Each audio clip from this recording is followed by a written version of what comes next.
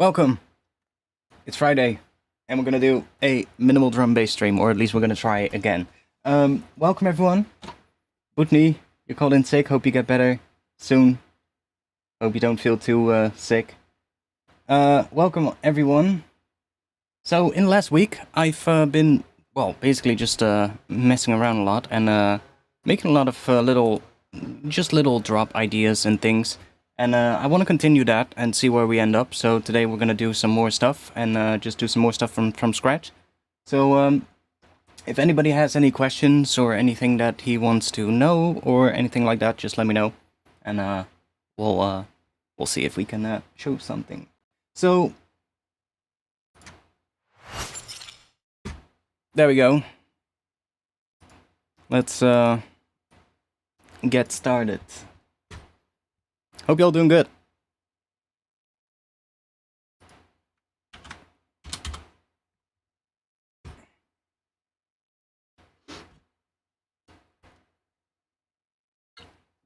I'm gonna see how I'm gonna feel with producing. I might switch to my speakers at some point and turn my mic off. I'll leave the webcam on, but I'll turn the mic off maybe, and then just work on my speakers for a bit, and then come back to the chat, you know, and in like a half an hour or something like that, and then we'll see. Well, I'm not really feeling like working on my headphones today, but we'll see how it goes. All good here? Yeah, it's been crazy hot out here in the Netherlands. It's like we should be going into autumn, but it suddenly got like late summer, and we're basically having like a 30-degree weather moment again. So it's pretty sweaty in here today. So if I'm a little bit chiller today, then that's probably why. Okay, let's see. Let's make that a little bit louder.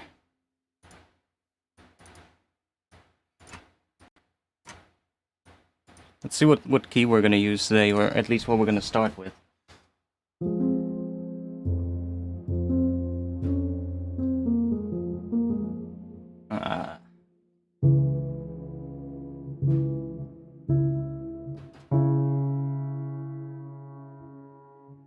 What is that? C.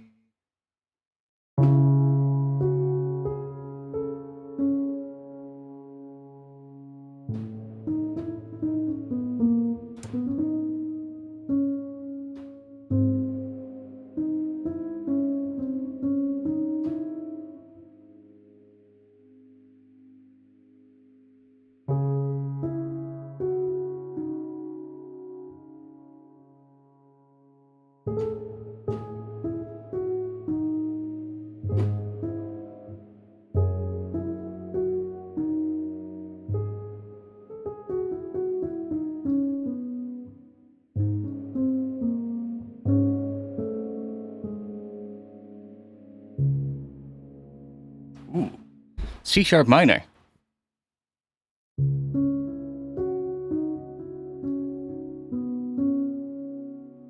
It's kind of cool.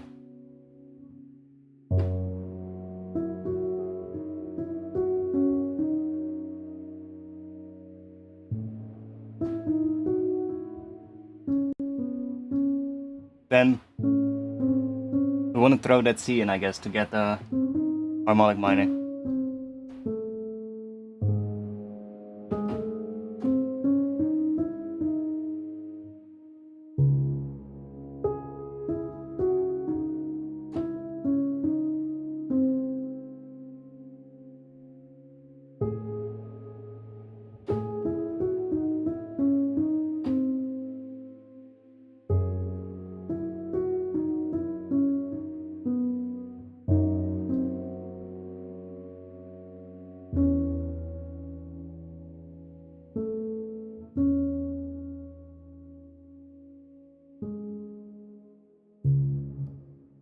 Okay, should we try C sharp minor?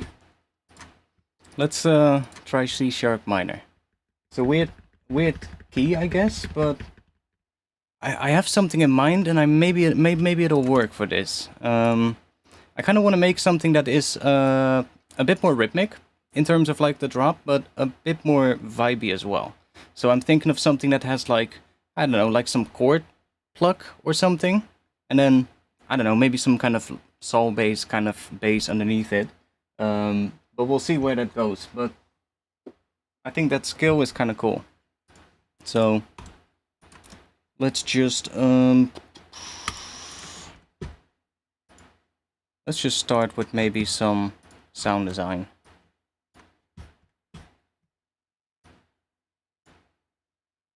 Let's start with a little bit of a chord step thingy so that we can get that going. Let me make this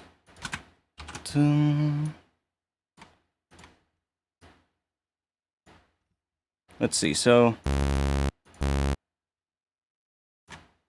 let's go with a C sharp, and then we want a minor third.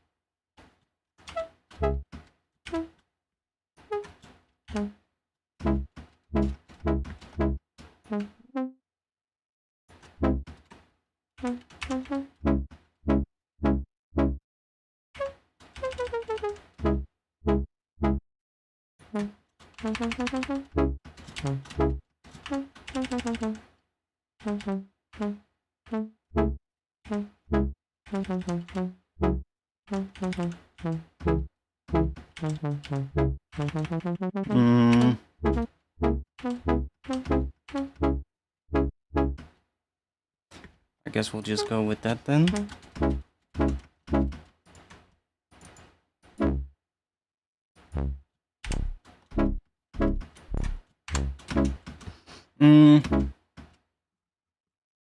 What are we gonna... Let's see, we have...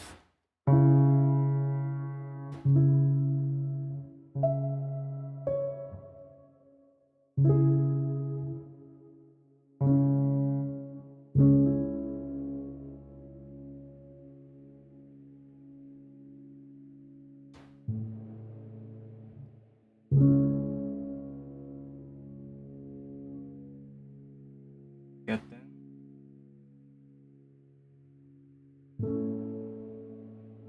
That. To G sharp. Let's see, then we get...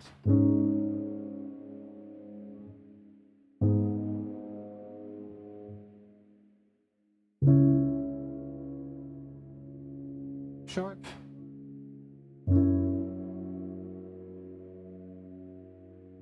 Maybe.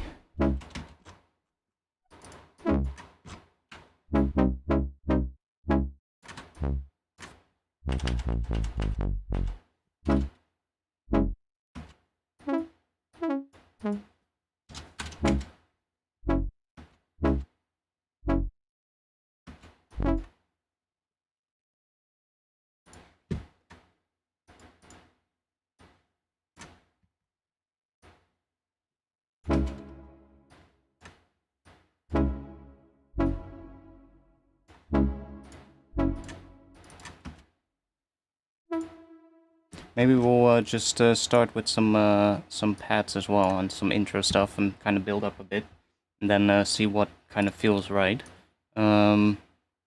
Let's just make a little thing real quick to get us started.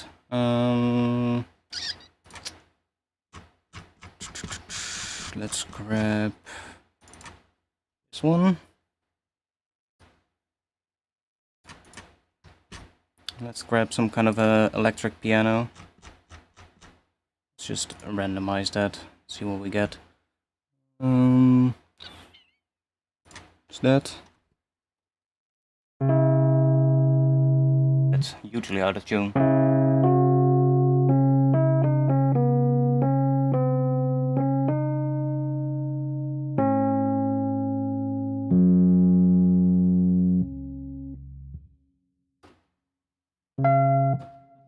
Damn.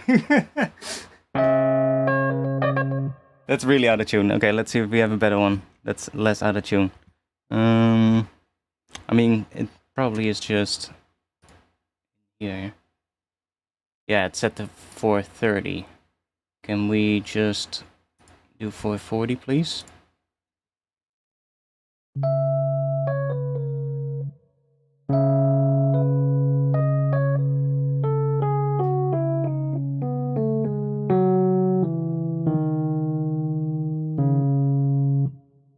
Yeah.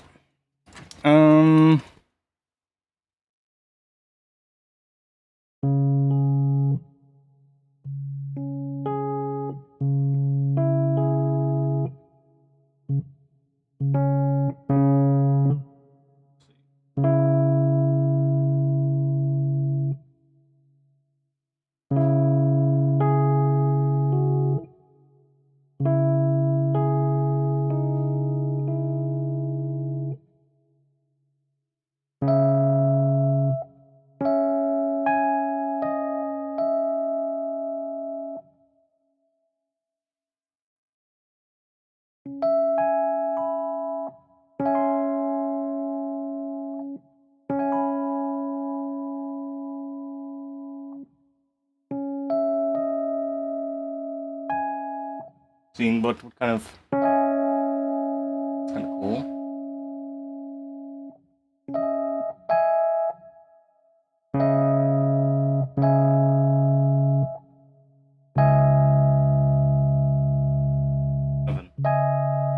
Basically just, what is that?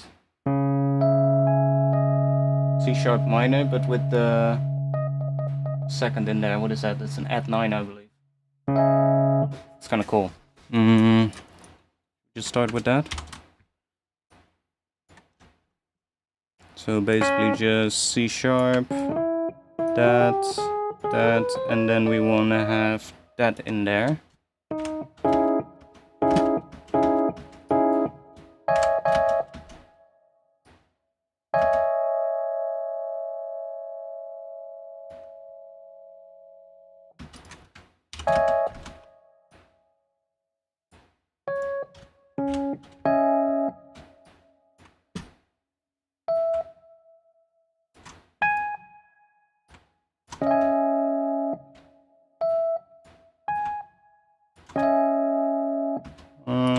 Let's do that. Let's make that one a little bit quieter.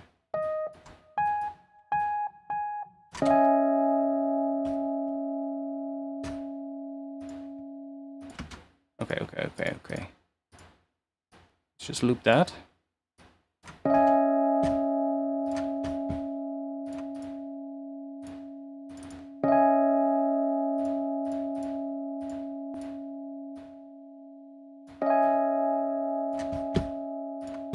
Put some reverb on it.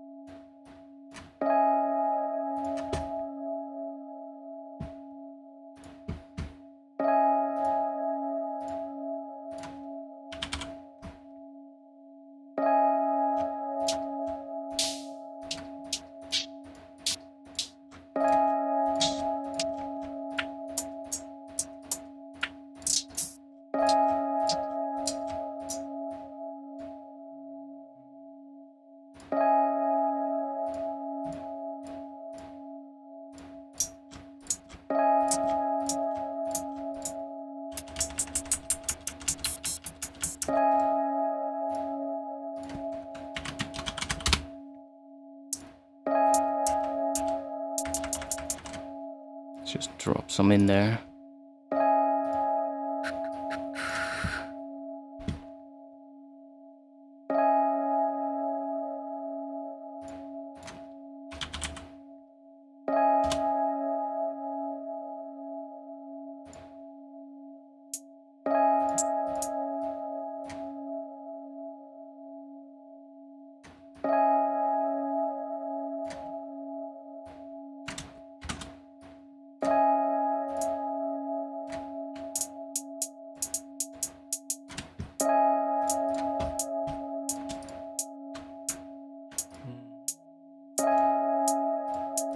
Dun.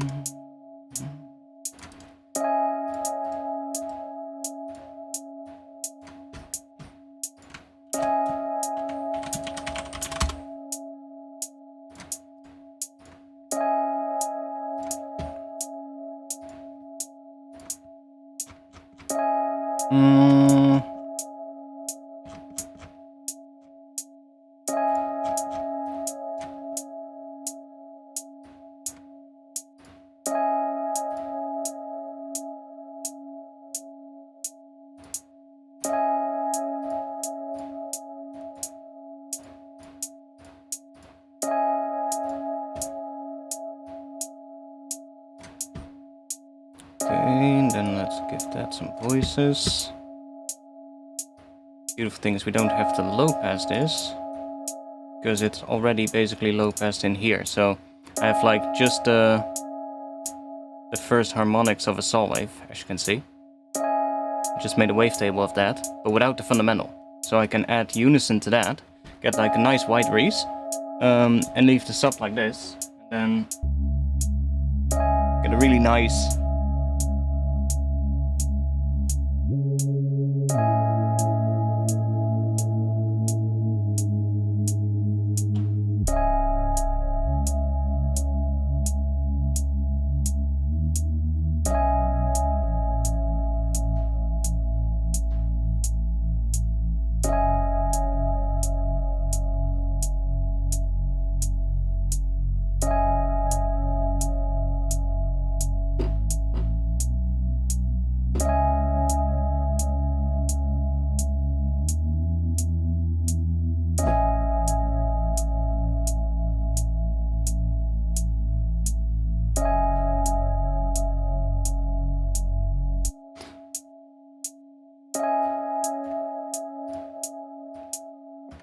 see what we can do underneath this.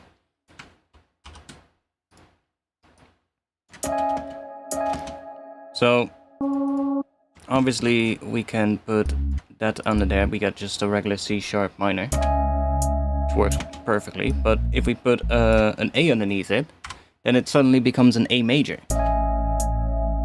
right? And then if we put an F sharp under it, it suddenly becomes an F sharp minor chord again. But then, what is that? That implies F sharp plus that, plus that, plus that, and that. So my theory is not good enough for that. This would be the root position, so that would be a regular minor chord. Then this would be a major 7th. That would be a minor 9th. That we get then, which is kind of nice.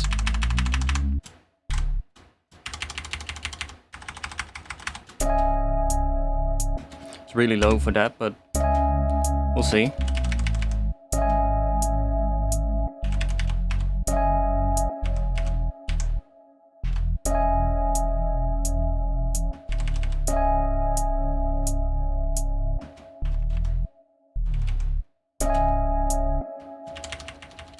Like, it can work if we do something really quick on that low note.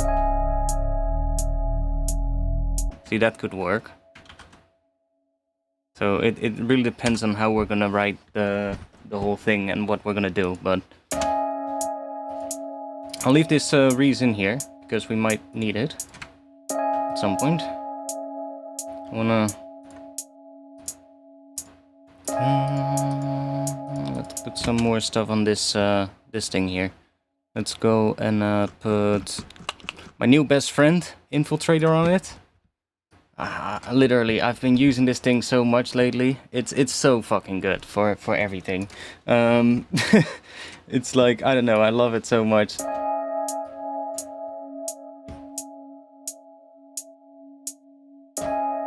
Let's give it some more reverb, a little bit like that.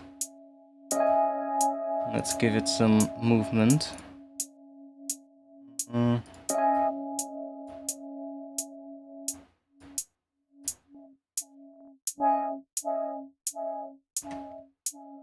It's obviously too much, but let's see.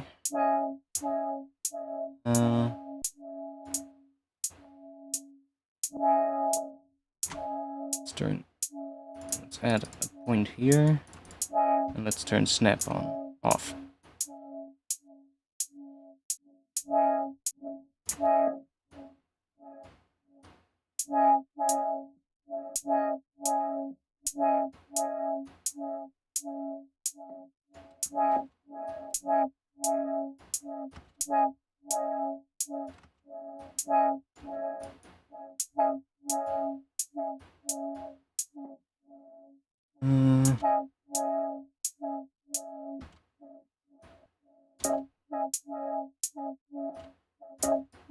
Let's leave it at like a regular.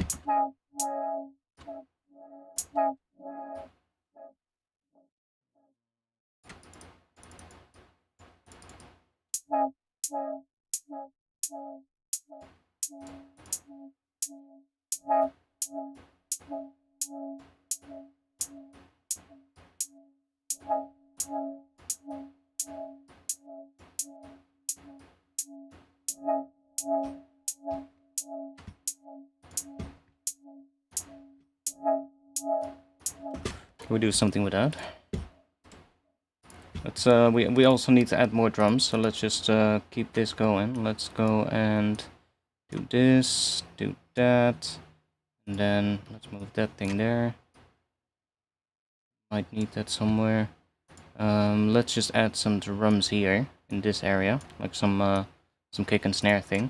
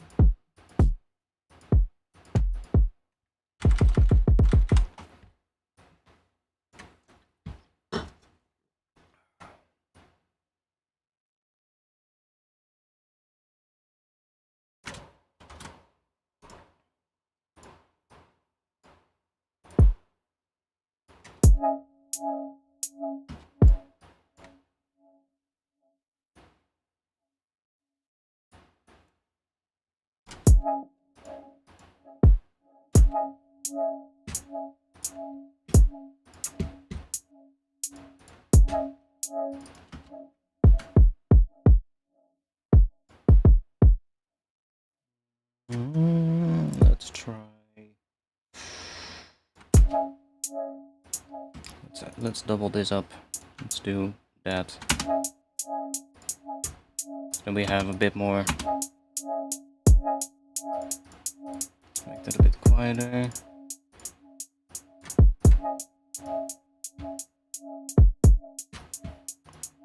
See, we can find some kind of a snare that I like, or clap.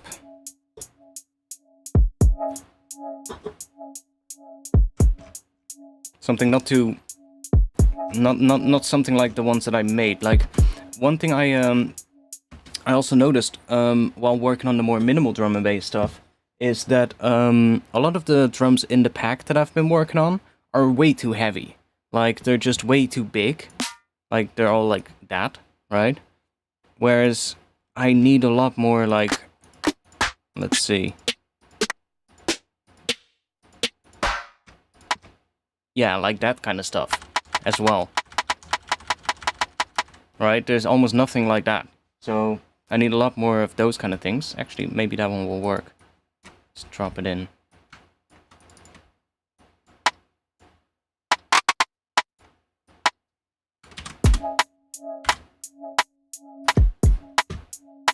Maybe. Let's get some more. Thank you.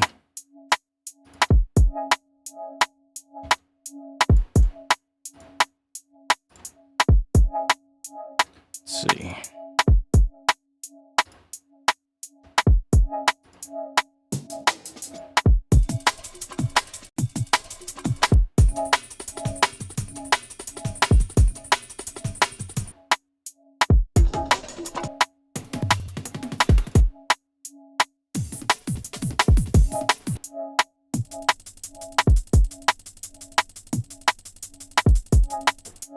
Those shakers work pretty damn well. Okay.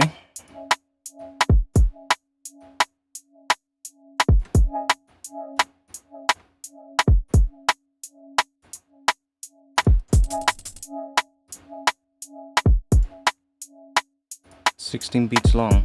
No, I don't want that. I want just this length." Can you not do that? Why are you just... I don't wanna bounce the audio because this is a Rex file. So, okay, fuck it. Then we'll just do the entire thing.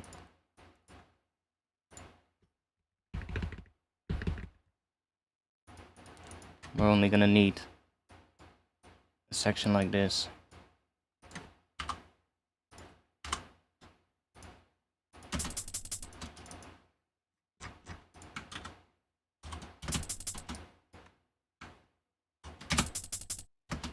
There we go. Absolutely no swing anymore. Then we will add my own groove to it. Then we have swing again, but now it's controlled by how much the percentage in the groove window I set, which you can't see because it's behind my webcam, but that's fine. Now I can loop this.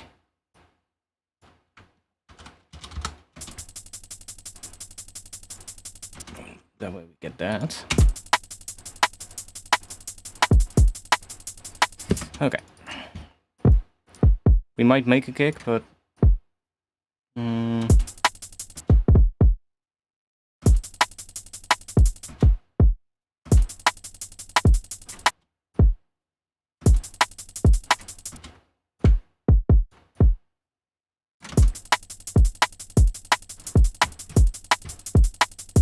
Let's make sure that all of this has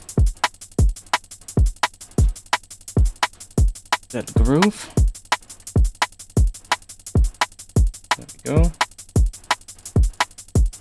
Let's see, I want to check real quick if I have a different kick. One that I like more.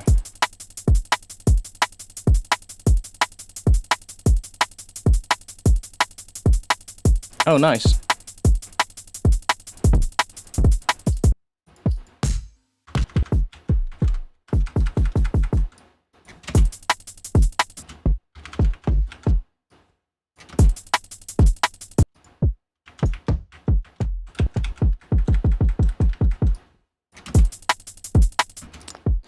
I think we'll make one. Let's just make a kick. That's easier.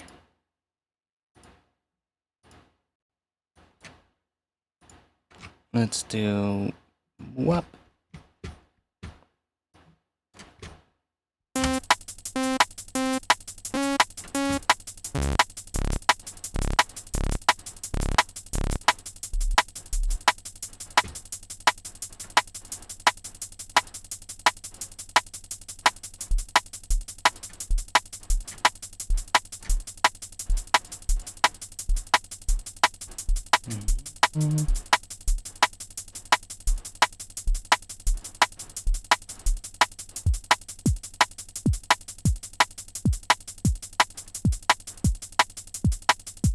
I've also been playing around a lot with making kicks. Like sometimes it's fine as well if the kick just goes down more like this and then just stays on the pitch for a bit.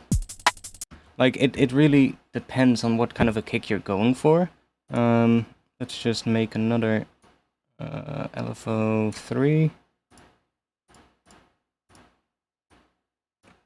Do that. Let's add another little bit of this.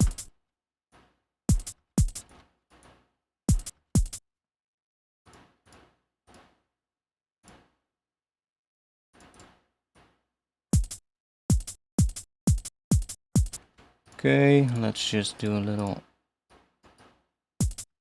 like that.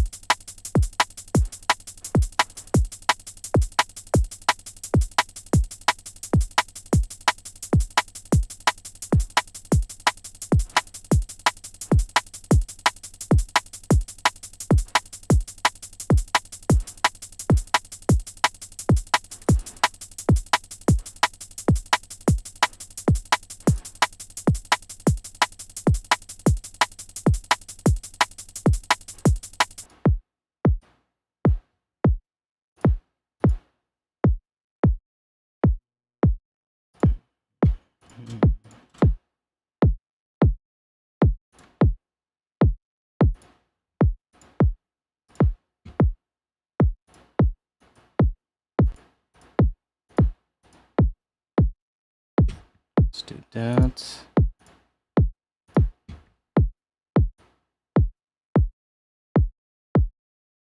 Just gonna give it a little bit more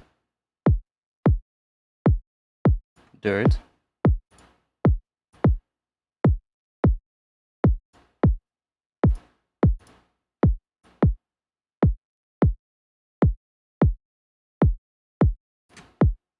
Kind of works.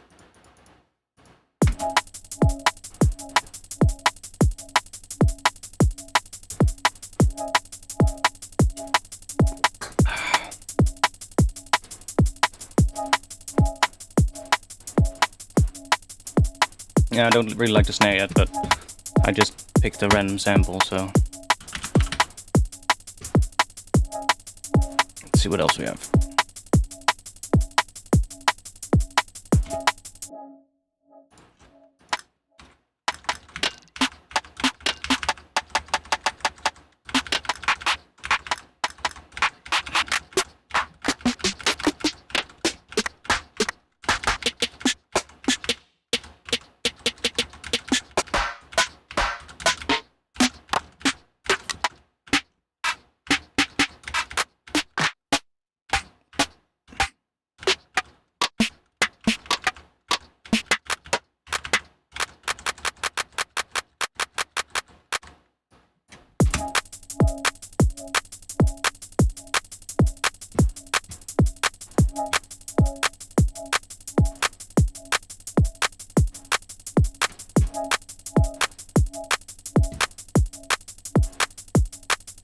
Don't like that one, but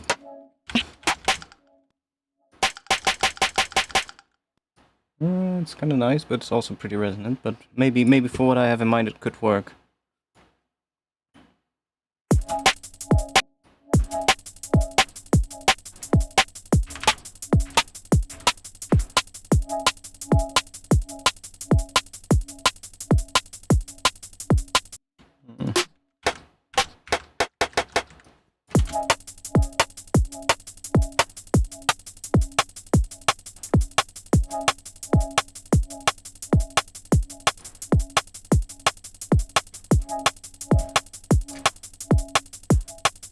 Maybe with an extra little high-end thing on top, but let's see. Kick still has a bit.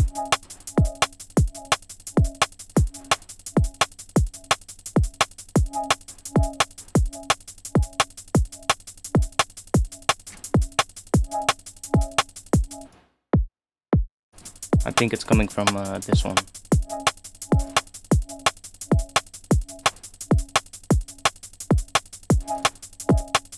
Yeah, it's coming from that.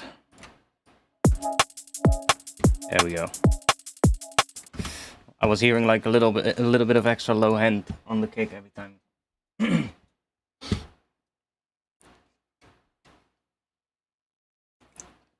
Damn, it's fucking hot in here. It's gonna be a tough night of sleep tonight. I already know that. I can feel that. It's not cooling down at all. Yo, Kate. Yeah, my days are good. My day's been good. Like I said, bit hot, but we're dealing with that. I think I'm gonna have to grab a new drink downstairs, but you know what? I'm actually gonna do that right now. I'll be back in just a little bit. Because otherwise I'm not gonna be able to keep this going. I'll be back in like 30 seconds. Yo, Sekula. I'm just quickly gonna grab myself a new drink. One moment.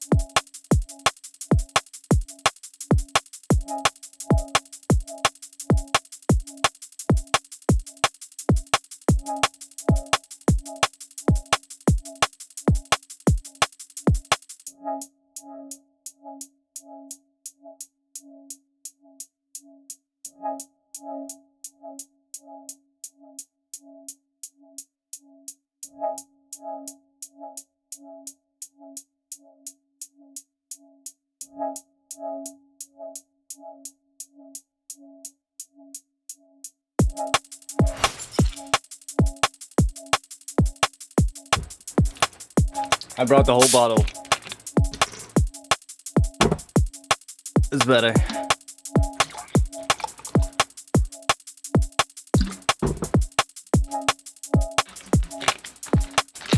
I'm thinking where we're gonna take this.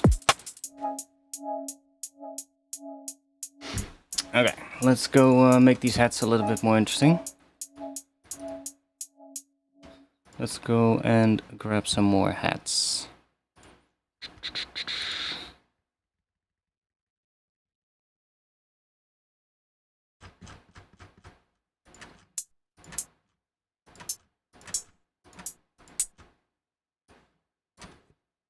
Just gonna chuck a bunch in here.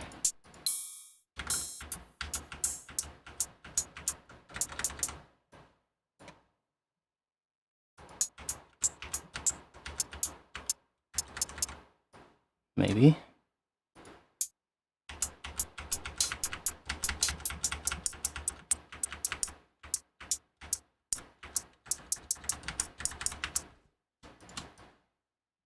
No clue what kind of hats we're gonna need, but I guess some kind of subtle ones. We need rides. I guess we need a lot of stuff.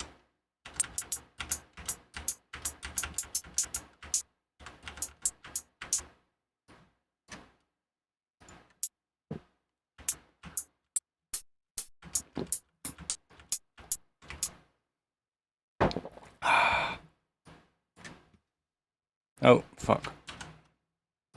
Let's put that in a new one. Let's just stick with these for now.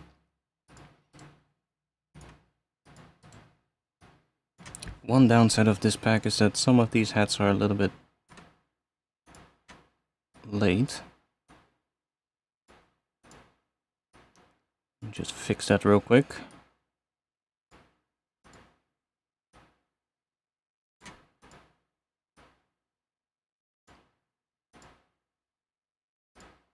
Oh. Okay, and then let's just, I don't know, let's give them a little bit of fade in. There we go.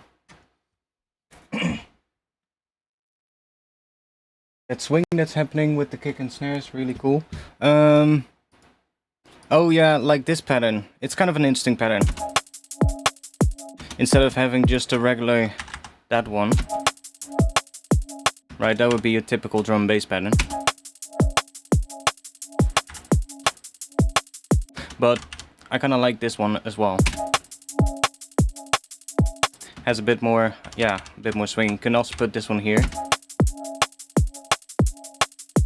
Similar kind of thing. You can also do, I don't know, both.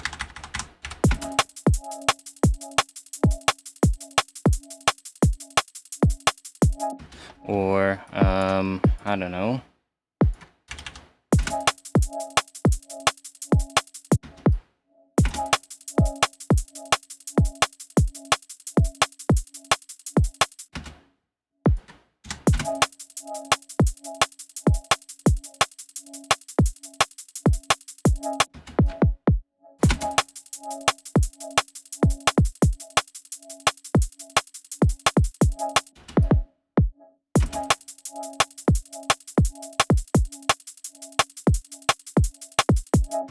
So many cool patterns. All depends on what the bass is gonna do as well. But for now, let's just stick with that pattern. Kind of works. It all is all. It sounds the way it does because of that groove that I use, which is on my Patreon, but you can just make it yourself. It's so simple. I can show you. I have like 3 different versions of it.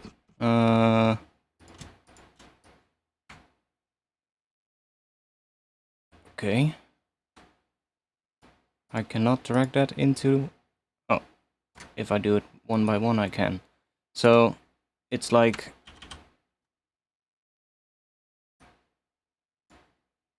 Okay, let me do that. So basically I have just these 3. And if I switch the grid to 16s, you can kind of see what it's doing. So, I'm using either one of these 3. Most of the time I use the middle one. And all it does is it takes the 16th notes. So if these would be regular 16th notes, like if we just have another one, this is just regular 16s, then this would just be that, right? So this is your regular 16s, this is like the light version, the mid version, and then the strong version. So you can see that it leaves the 8 notes just exactly on grid. And it only shifts the 16th notes to the right. So then, well, depending on how much you want, you can just grab either one of these. And it's also kind of, it's slightly different from a triplet grid as well. Because if we switch to the triplet grid, you can kind of see it doesn't exactly line up. Like that one obviously does, because that's just hitting the regular 16s. But then this one, it doesn't align with the triplet grid either. So it's like a little bit off, but then as well in like the groove pool inside of Ableton, you have the timing percentage as well. So usually I just use the mid one. I find that is just about right. And then I use this one and I dial back the timing until I like it the way it is. And that's usually what I do. But not sure why I suddenly have 2. There we go. So yeah, you can just make these, like if you want to make this, just grab this one. Like just make 16 notes, and then you just want to set this to, I believe you just want to go to the narrow grid like this. And then I believe I just shifted it, yeah. What is that? That is a 64th, 128th note to the right or something like that. Just take these and just shift them like a couple of grid lines to the right, and then save that as a groove. That's basically all I did. And then the same thing for this one, just move it to the right even more. And then just save those in your groove template. Just drag the MIDI clip in there like that, and then you can just save it in there. And then you have them for later.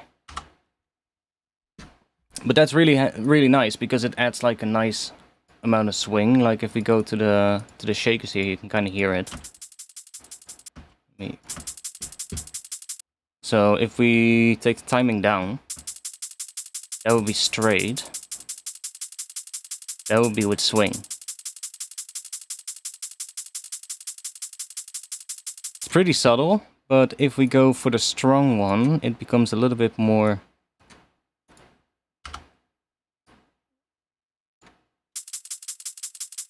That's with the strong one at 100%.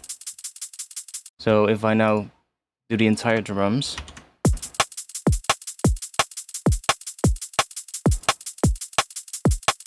versus no swing. Now this one is a bit much, so I usually just take the mid one and then just set it to, I don't know, like 60%, something like that, 65%. It gives like a nice, I don't know, just a nice amount of swing.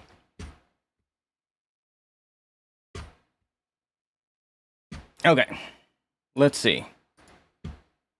I'm gonna switch over to my speakers real quick. And that means the mic is gonna have to go off for a little bit. But that's only gonna be good, because then I'm gonna be able to get in the zone a bit more. I'll be back to the chat in like a little bit.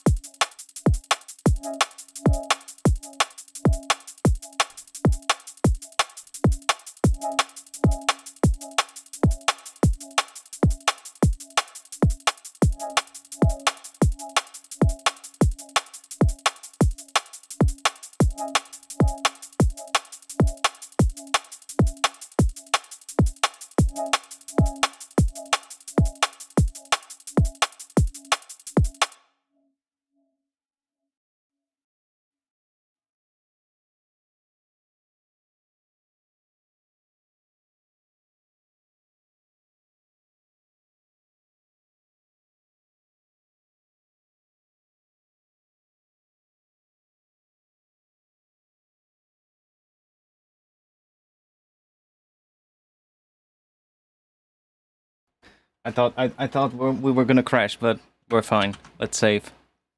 I don't know what the fuck happened there.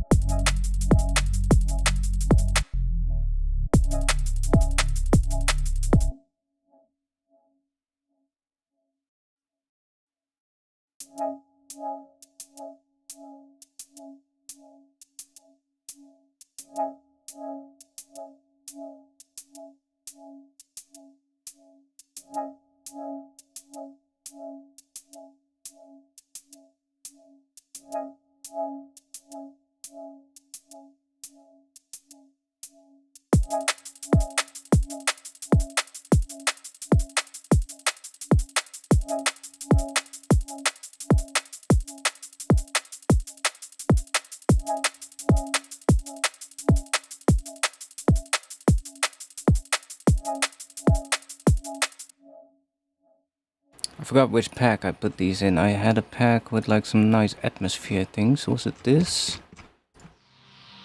No.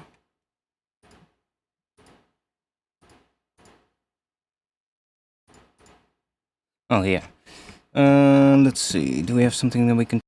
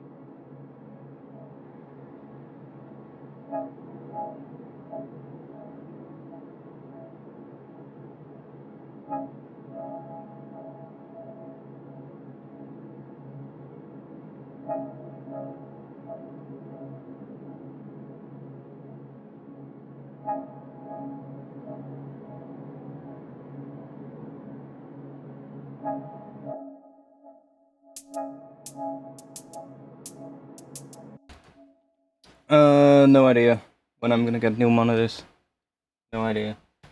I mean, I'm fine with these as well at the moment, so you know, I got other stuff that I wanna do.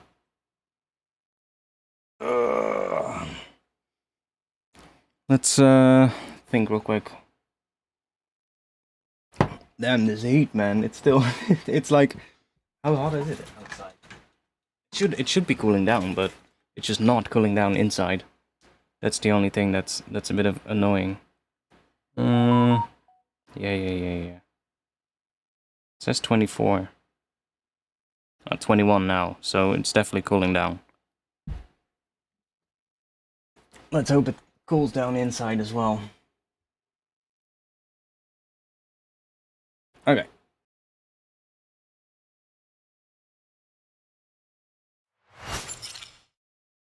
We'll go for that one real quick. I'll be back in just a bit.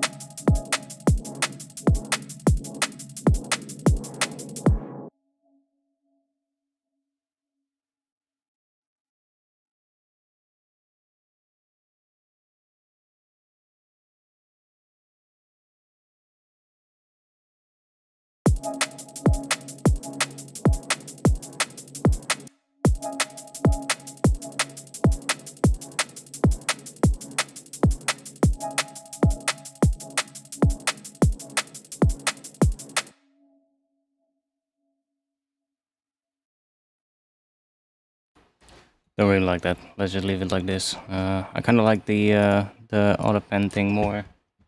Just worked. Just do that.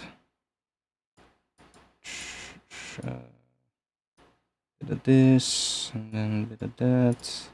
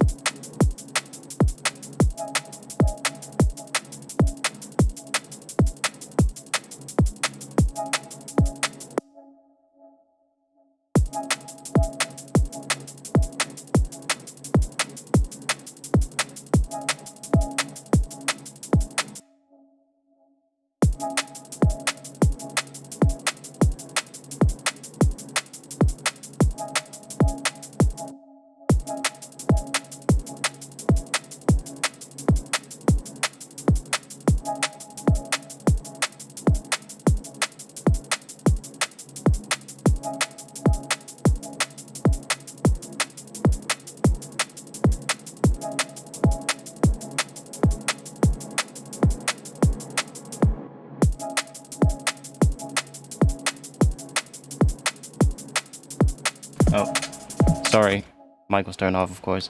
Gotta keep that in mind now when I'm not working on my headphones. We're either gonna go into drop here or here. I'll try here, but you know, sometimes I need that extra 16. But let's see. I think we can go into a drop right after this. Let's build some tension in this section. Let's make a little noise thingy.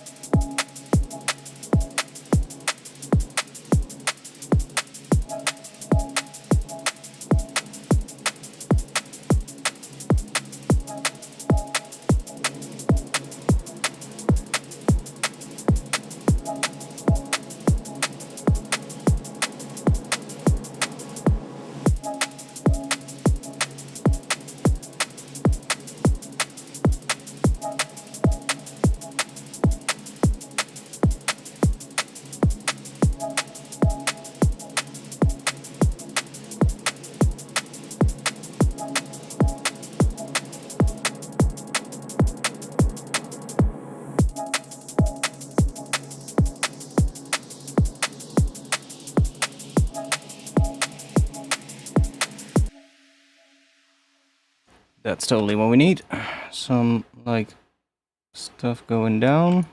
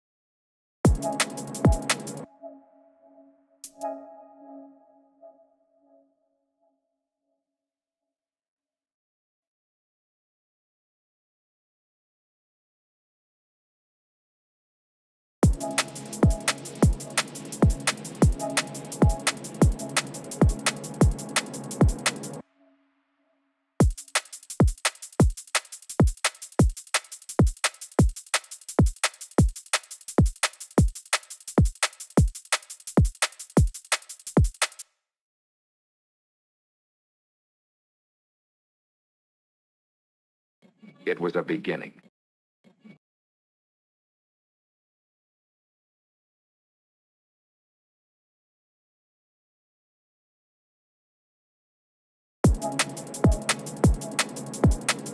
It was a beginning. It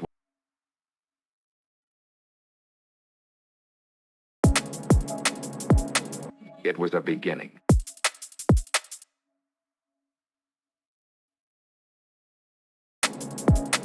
It was a beginning.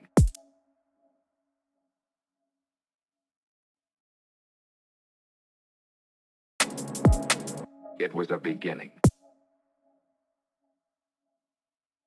It was a beginning. It was a beginning.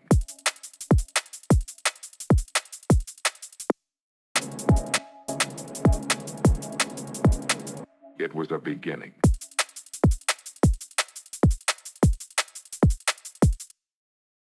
Still not happy with how that snare thing sits, or clap, whatever it is. But we need to get some bass going. But let me just quickly check the chat real quick.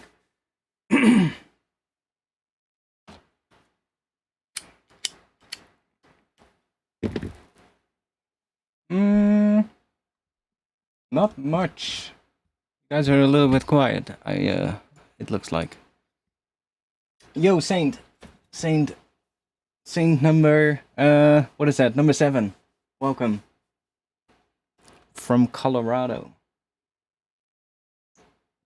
I guess welcome to Rotterdam. Just being a fly on the wall.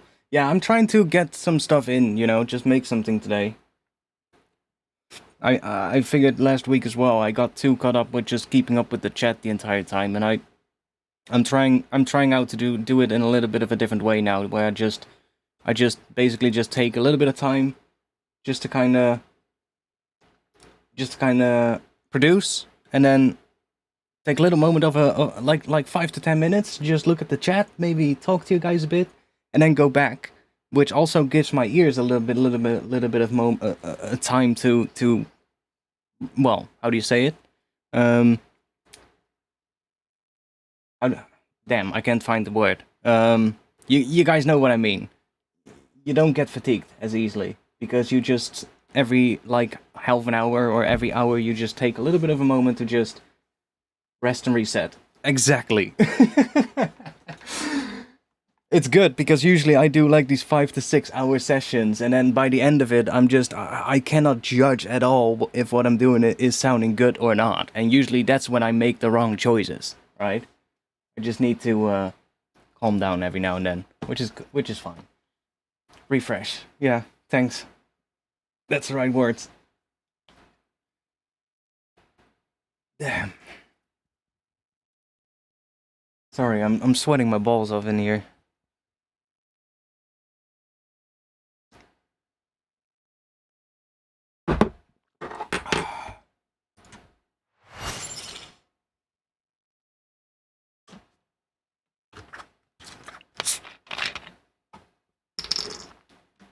The new monitors? No, I'm still on my old ones.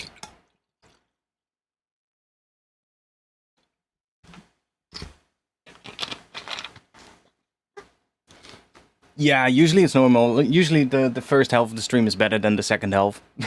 that's yeah. But that's only understandable, you know. There's only so much time you can stay hyped, I guess, and then at some point you're gonna, you know, calm down a bit. It's fine. It also depends really if I'm if I find something that I like or not. Like if I don't find anything in like the first 2 hours or something, then usually the rest of the stream is just me just throwing shit at the wall until something sticks.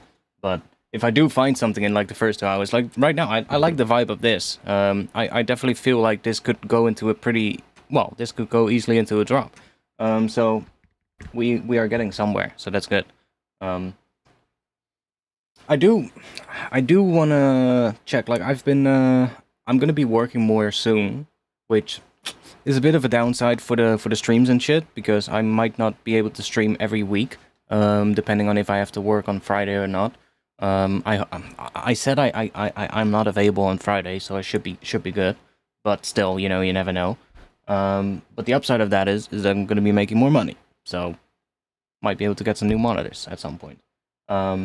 I've been looking at the ADAMs still. I really like the sound of the ADAMs. I haven't heard the newer ones though, the ones with the room calibration in it.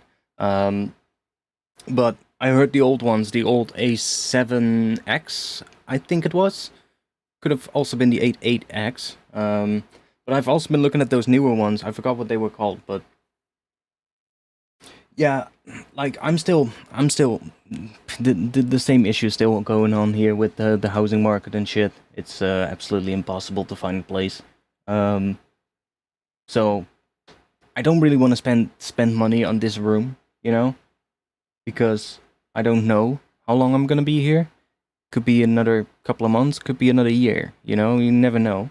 I don't want to spend like a lot of money on a room and then find out I'm gonna be moving in like a month, if you get what I mean. So I wanna save that for when I have a new place, and then make like a proper room there. But for now, this room will do. I've just been you know, I've just been really working a lot on like making like more like deeper and minimal drum and bass. I've made a couple of things. I can maybe show you. I made a couple of things. Let me do that on the headphones real quick so that I can talk while I do this. I've just been, you know, messing with Serum and just making some like drop sketch ideas and things for like more minimal type drum and bass. And a lot of these are like really bare bones, like really just they're just like a couple of layers, usually with like a drum break in there as well because I was too lazy making drums, but there's just a couple of things where I've been making some sounds, and some of them could maybe be a tune. So I made some other ones. Let's see, we have this thing.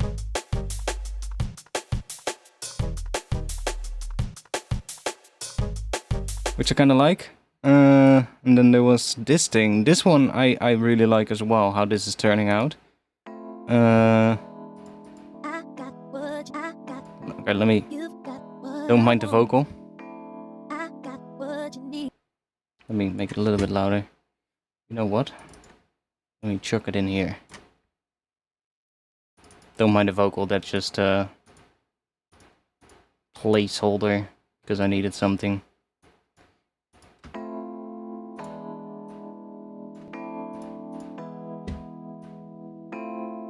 Also in sync chord progression. You've got what I want. I got what you need.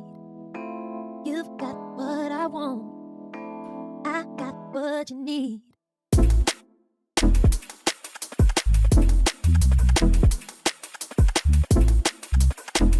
Needs a better sol bass, but something like that. What else do we have? We have the... What was it? The one from the last... was that... Did I do that on stream? I don't know. Did I do this on stream? The air outside is strange and silent. Bit of a Reese kind of thing. I don't know. Just need to make more.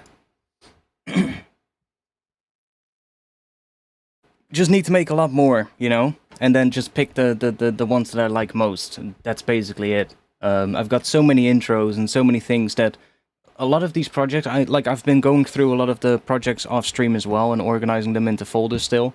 And every one that I like, you know, where there's like stuff in it that I like, usually when I strip it all down to just the parts that I like from the project, then most of the time the bass is gone. Sometimes there might still be some leftover bits of the bass, but you know, the main bass might not be good enough. But usually there'll be like stuff in the intro, you know, that I like, or like stuff in the like some atmosphere or like some melody thing that I like. And then a lot of times when I listen to it, I'm like, if I just strip this all back and then just ditch the bass lines that I have and just ditch maybe some of the drums as well, even though some of them are maybe good for like a heavier track, and rethink it in a bit more of a deeper way, a lot of these melodic things can fit so well with a bit more of a more minimalistic drum bass approach, or like a bit more of a melodic approach that isn't necessarily too heavy and in your face. And as I've been going through these projects, like I've been finding a lot where I've just been like, why am I trying to make it as a heavy tune? Because it just probably doesn't want to be that, you know? But as I've been like, especially in the last couple of months, I've really been thinking about like, what is the new project gonna sound like? And I just don't need, I need to keep in mind that I don't need to, you know, chase whatever other people are doing. I just need to do what I think works for what I want to make. And, well, that's a bit of a thing, but I've been figuring it out now, so we're getting there.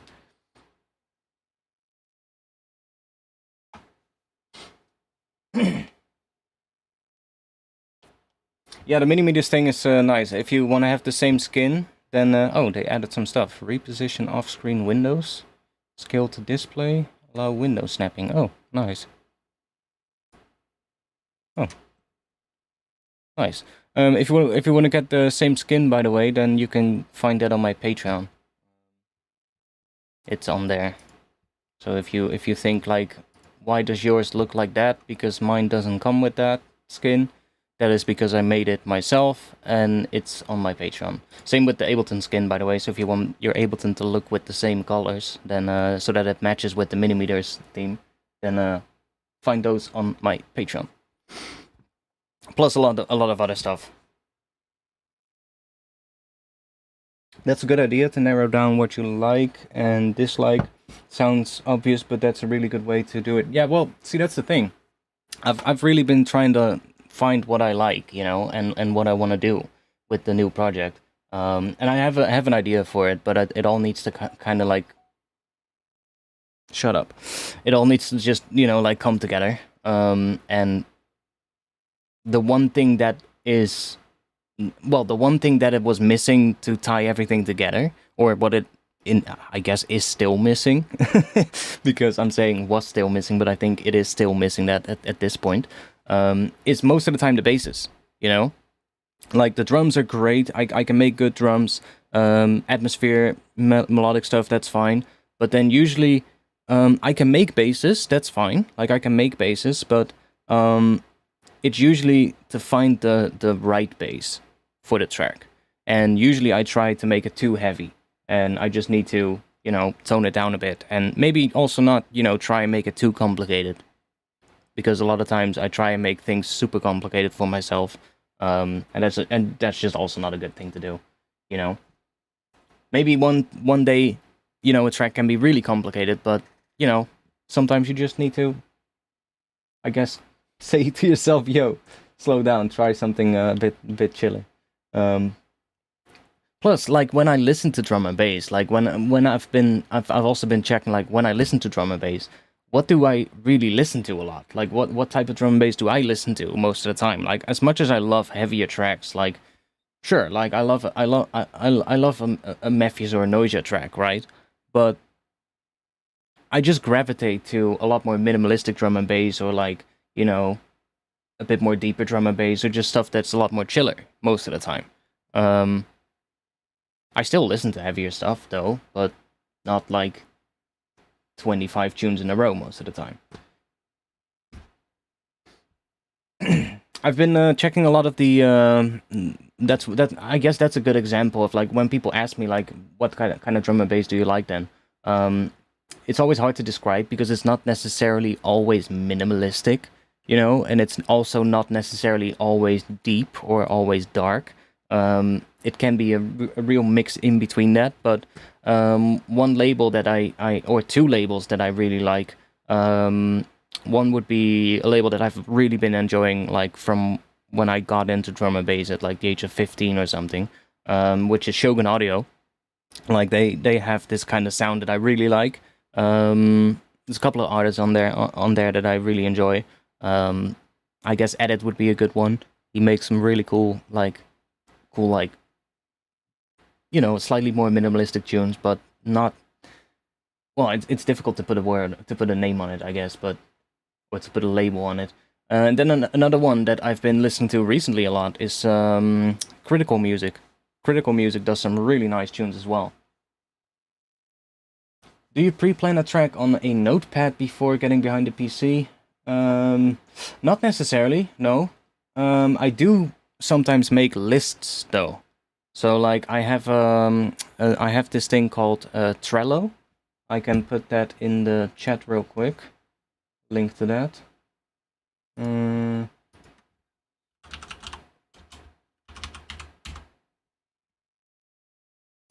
It's like basically just this. Oh. Can we just go to the home page? Well, I guess if you go to this, then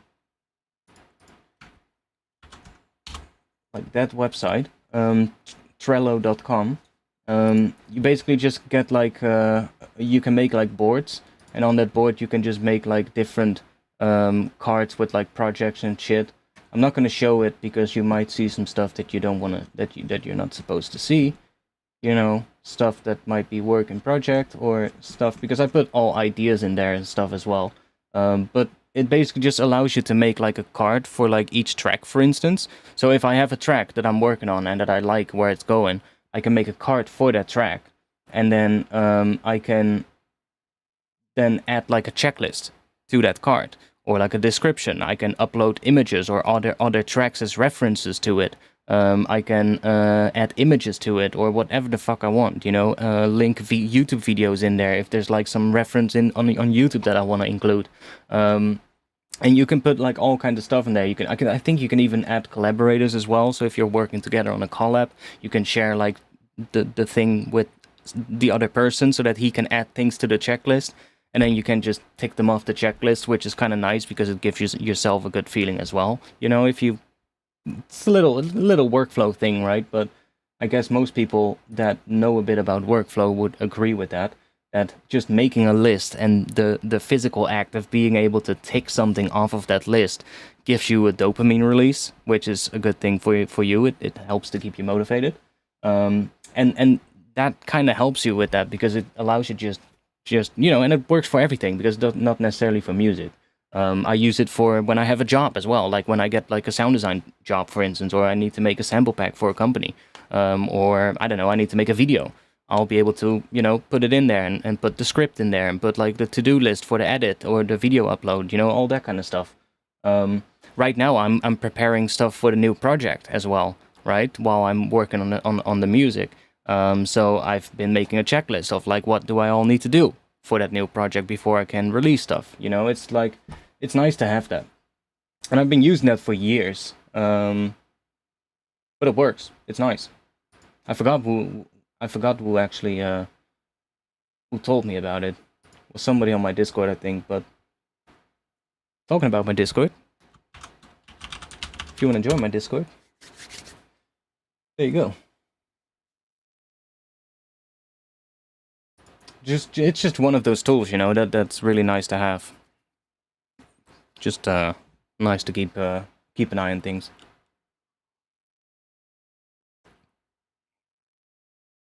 But also, you know, if I don't make notes of things, I forget I forget stuff. So it's always good to just be able to put stuff in there and just you know, sometimes I do forget still, but then later I'll be going through there and I'll be like, oh, what's this? And I'll open that card and I'll be like, oh yeah, I had that idea. And I'll be like, oh, nice. Good that I wrote it down, because otherwise I would have never remembered it.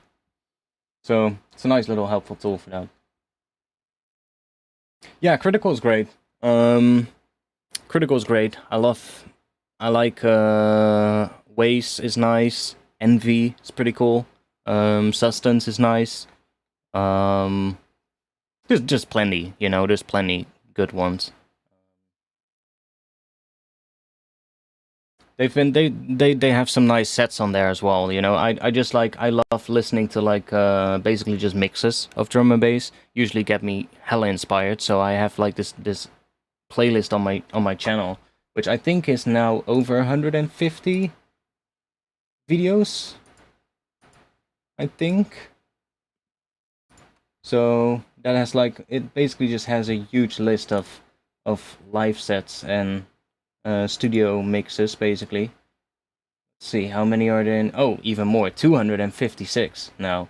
So it's basically just this, and it's basically just only live mixes, which can be in a venue, but sometimes they are also like, there's also some of those Drum and Bass on the Bike by Dom. Those are also on there. And then there's also, you know, a lot of those streamed live sets in there that were happening during COVID. But there's such a huge list. And yeah, I've been keeping that for a while now, but there's a lot of just drum and bass live sets. So if you want to check that, I guess I'll drop that in the chat as well. But you can also just check my channel, because on my channel page there's like a couple of those playlists. There's one for live sets, there's one for like just drum and bass that I like, just tracks. There's also one for hip hop, I believe.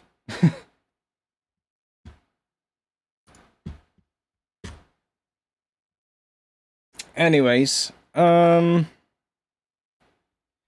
should we get back to it? Let me go back to the speakers. Still sweating my balls off, but let's try and do this again.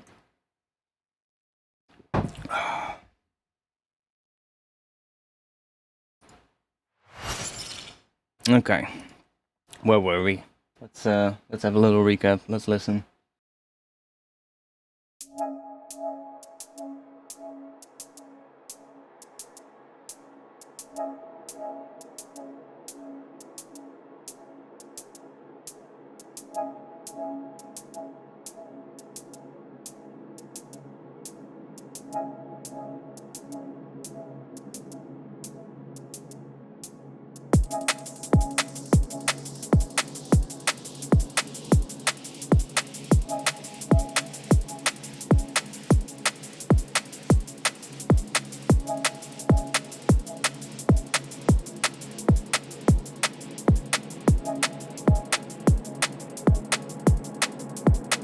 It was a beginning.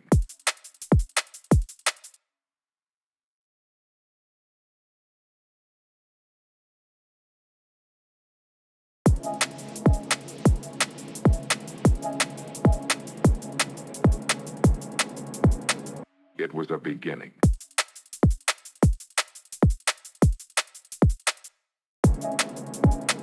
It was a beginning.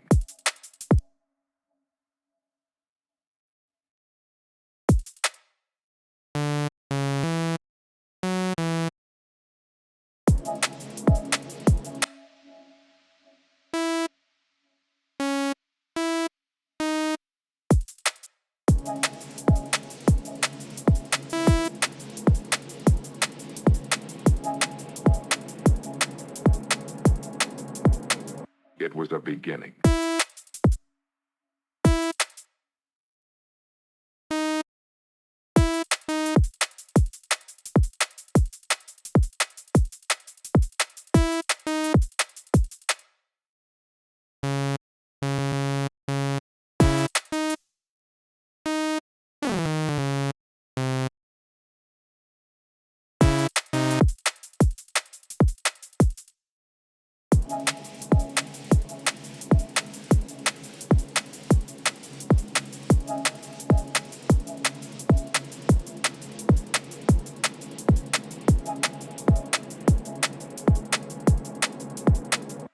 was a beginning.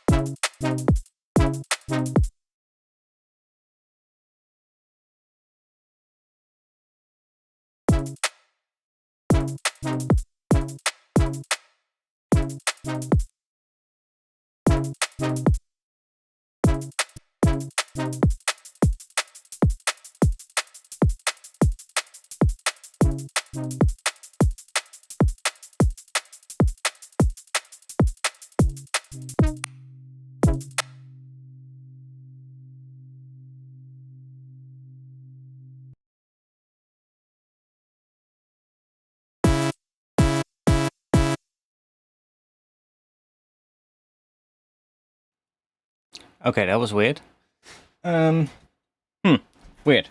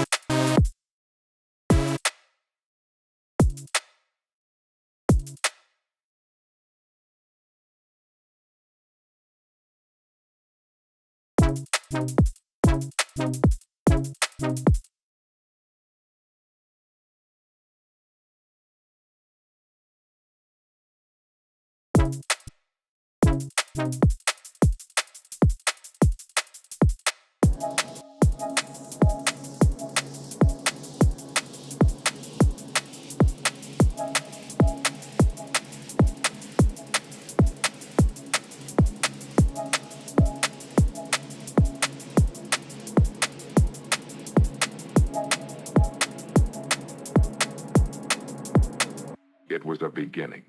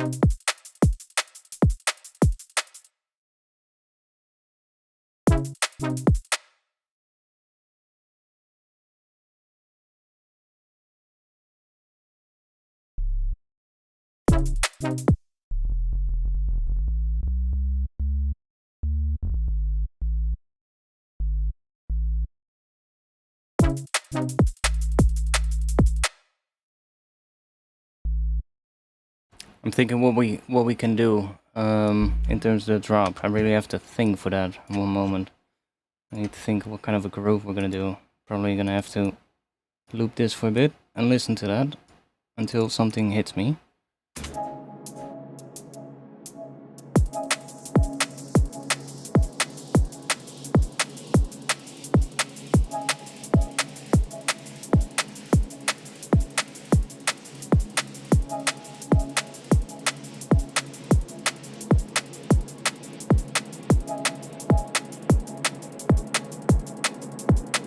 It was a beginning.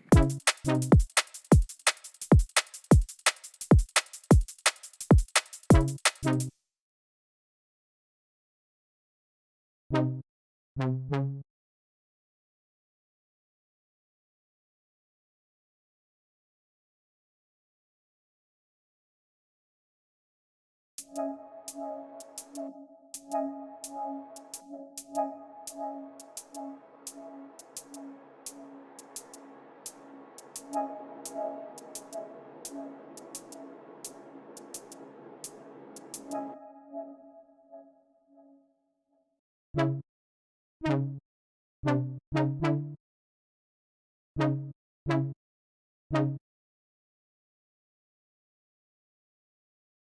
was,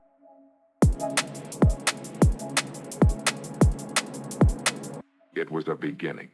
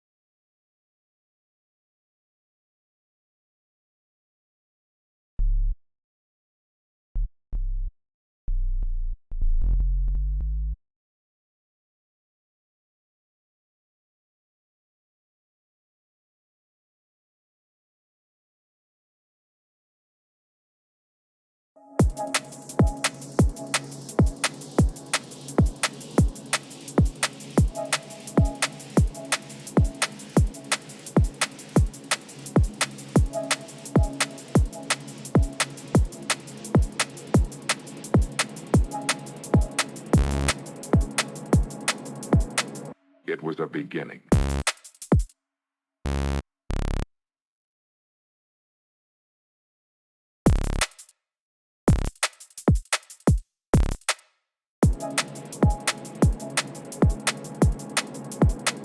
It was a beginning.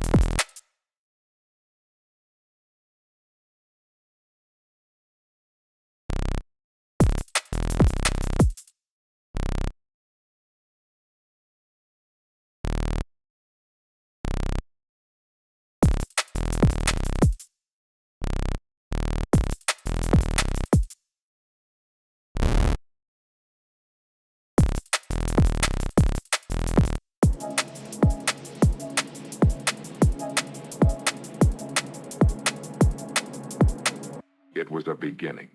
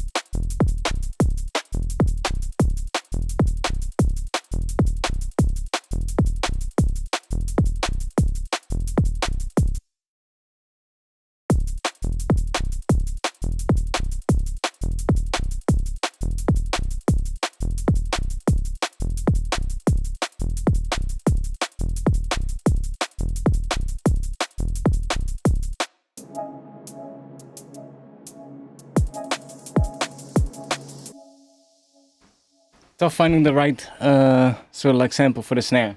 I don't know yet what I want to do for that one. I mean, this one kind of fits a little, but it isn't the right one either. But we'll figure that out. I just need to. I want to figure out like what the drop is gonna do. Even just the groove itself. That's all that matters for now. Might be boring, but I'm gonna have to listen to this real quick, and think of a groove. I do hear something that we want to do though, like we want to incorporate that E and D sharp, because we clearly hear that in that chord. We hear that D sharp and that E in there, so we want to do something with those two notes for sure.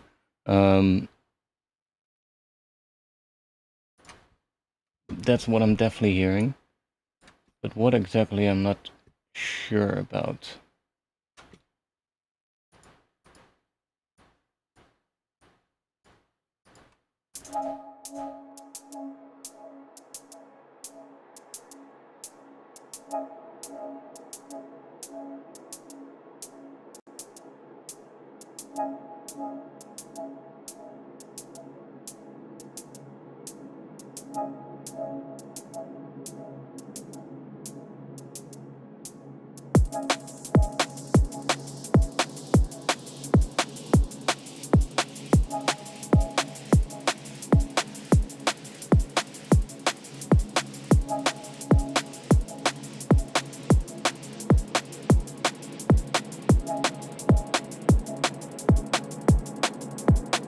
It was a beginning.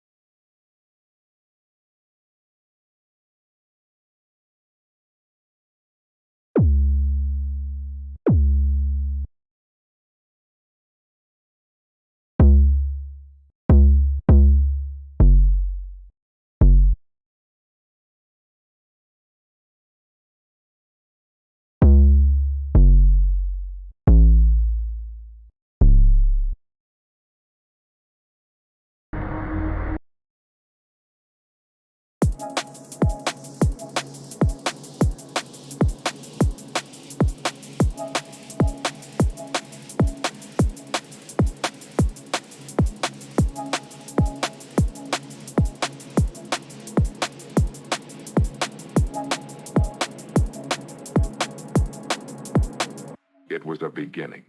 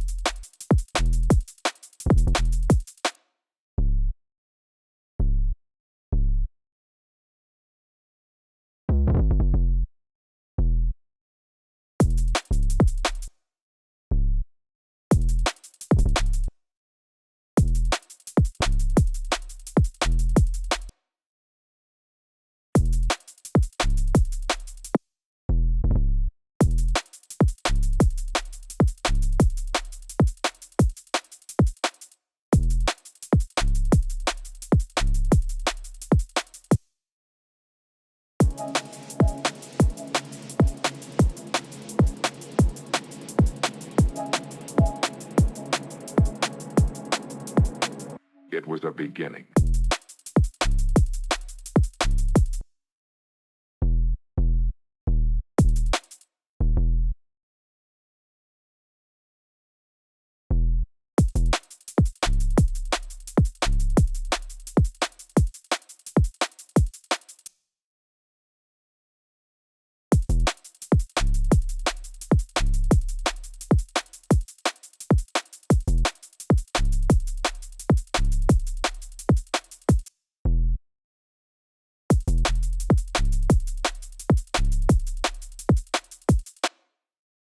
We're getting somewhere.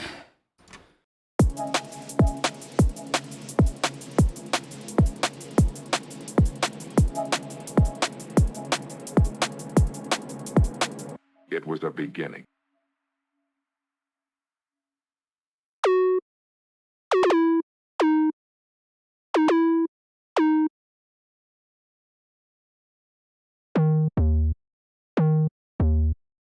It was a beginning.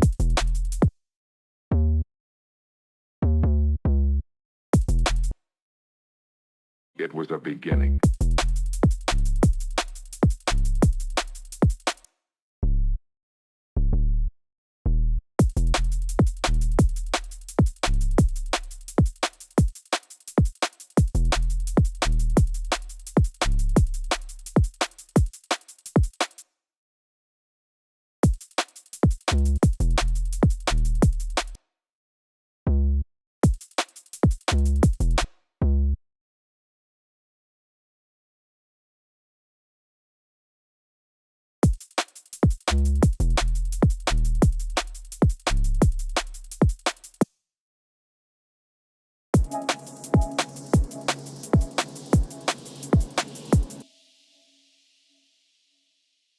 Let's see, I also have some other vocals. I chopped some vocals out of some acapellas, and I've been saving them into a folder, which is kind of nice. So I have like this folder with all these, basically just nice little vocal snippets that I found, and I can easily put one of these in there. Let's see.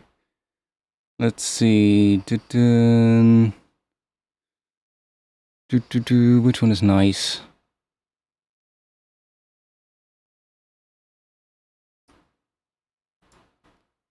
Ooh,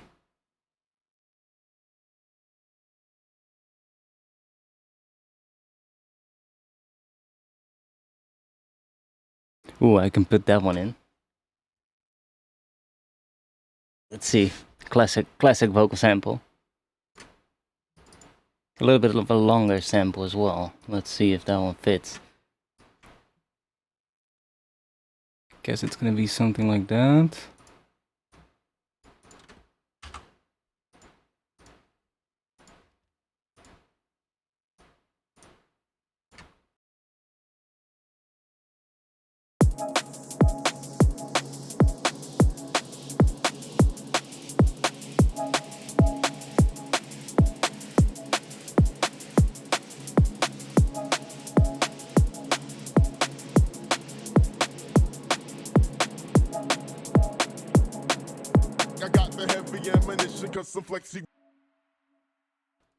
Not right timed. Let me fix that. I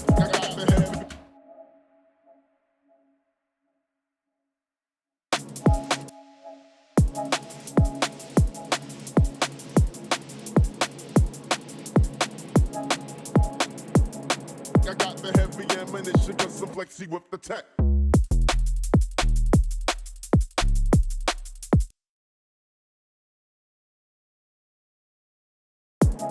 I got the heavy ammunition, cause some flexi with the tech. I got the heavy ammunition, cause some flexi with the tech.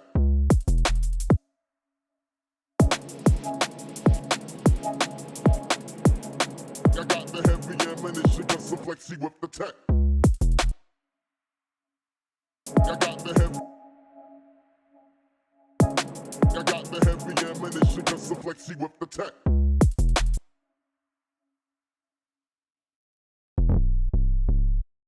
Flexi with the tech.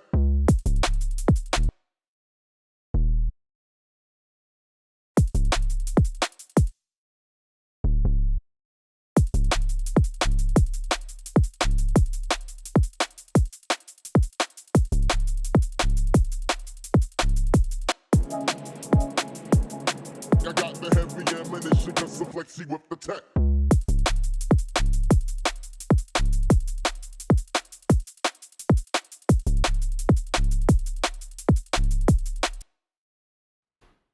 I'm kind of feeling that vibe.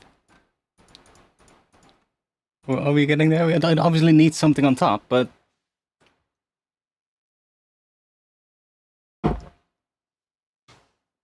And sorry for not having the webcam on, but it's not going to be interesting. I'm standing up right now. I'm not even sitting down. I'm walking around my room while I'm making music. But it helps. We're getting somewhere. And it definitely sounds a bit more minimal, indeed. So let's see where we can take this. Need to do some more sound design and get some. Yeah, what do we need? Like some. We need something on top. What will we add on top? Like some kind of a melodic thing, I think.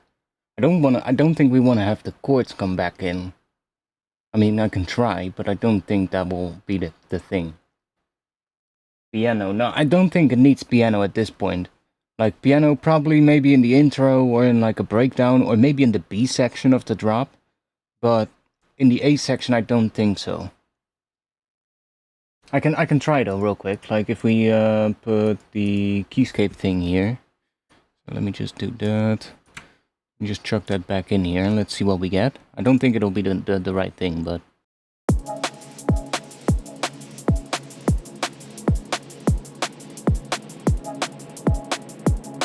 I got the heavy ammunition, got some flexy with the tech.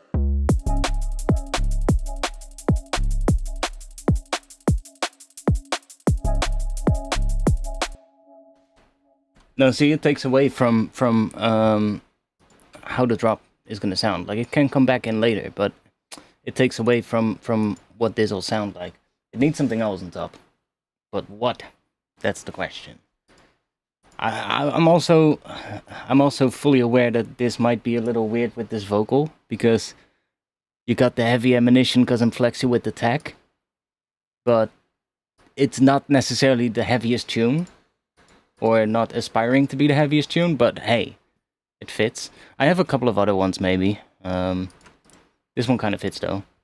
Kind of has a nice little how do you say it? Nice little swing to it, which is exactly what the break also, or the drums also have.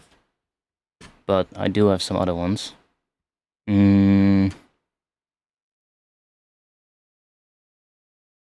see. I was out of my brother, there's the shit a river. Took heavy fire, survived the crash land. These are probably not in time though.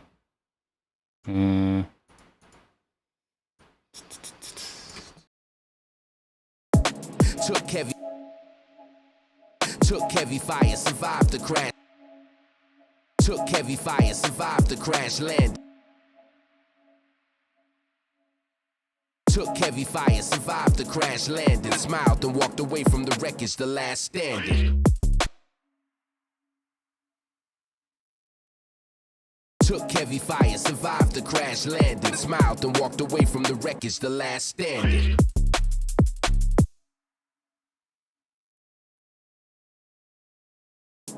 Took heavy fire, survived the crash landing. Smiled and walked away from the wreckage, the last standing.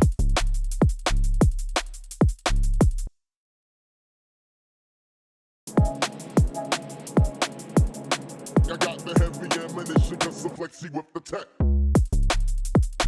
Yeah, fuck it. That other one just works. I think it's a little bit too low pitch though. Let's see. Maybe -1. I got the heavy ammunition, got some flexy with the tech. It's better. Cool. So now let's just do that. Let's loop this. Now we're gonna have to think again. What is gonna be the thing that we're gonna need on top of it?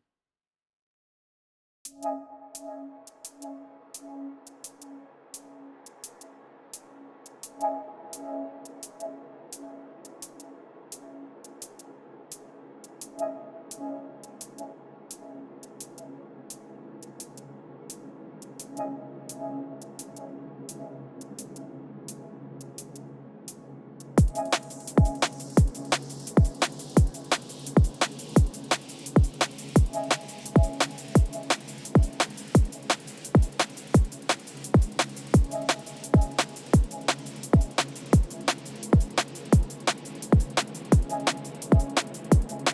got the heavy ammunition, custom flexi with the tech.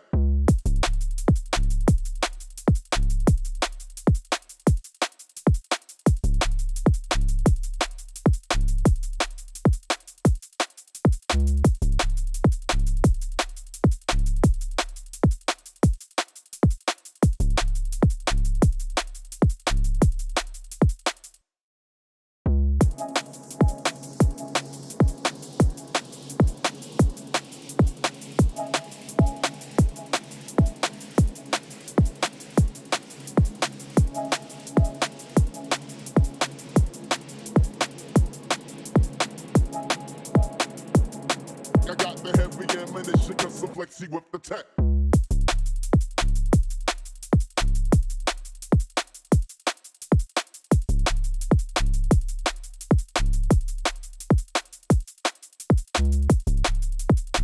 Heavy ammunition, custom flexi with the tech.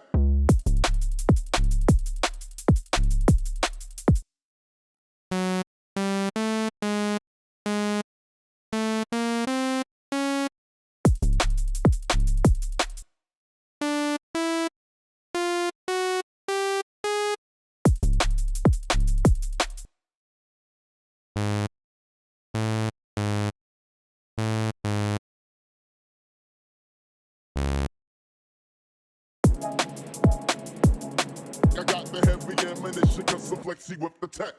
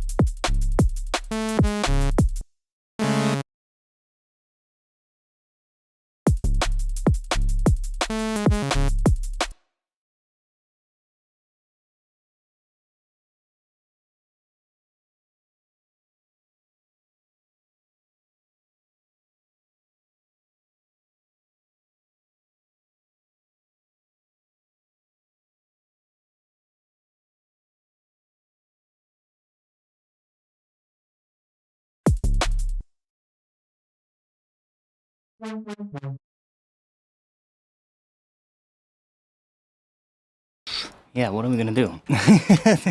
I do like where we're heading, but what are we gonna add now? Let's think. Thick brass maybe in the background. Ah, it doesn't need brass. We need something with some kind of a chord step, but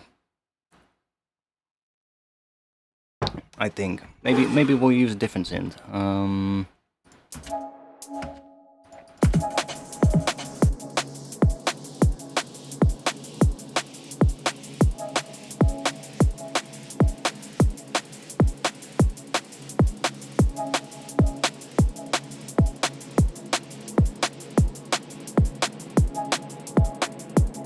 I got the heavy ammunition, custom flexi with the tech.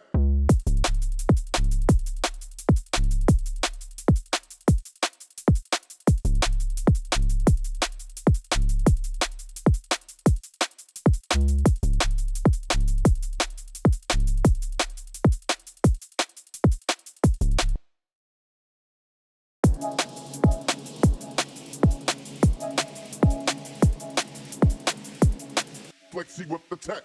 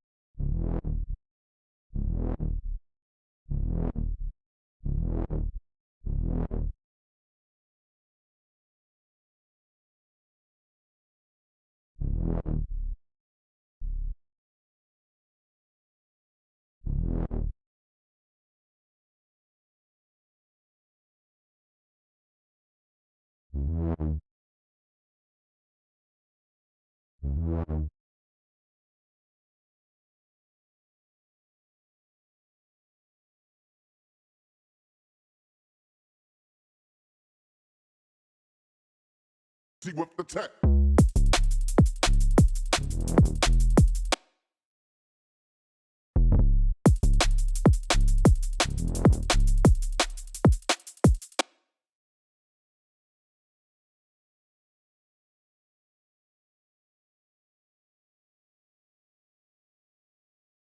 The tech.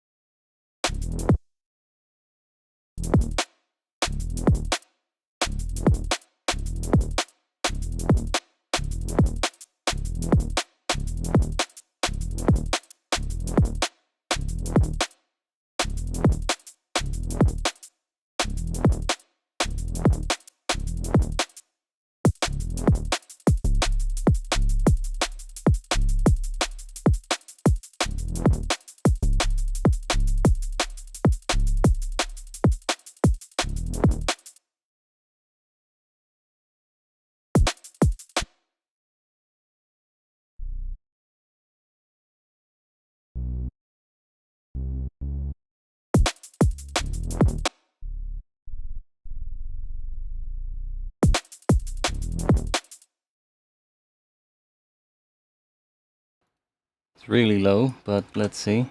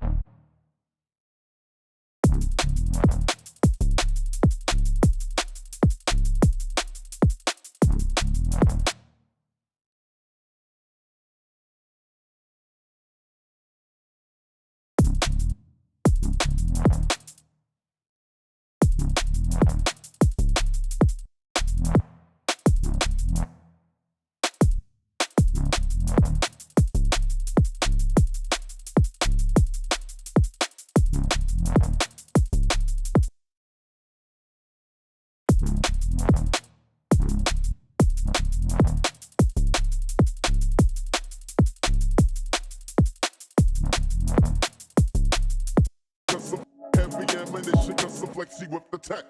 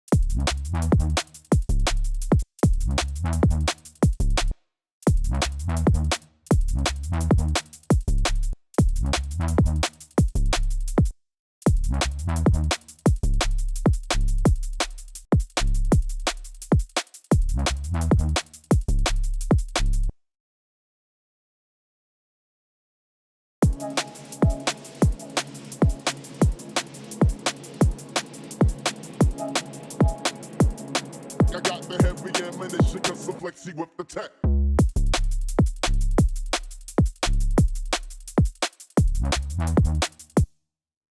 I got the heavy ammunition, cause I'm flexy with the tech.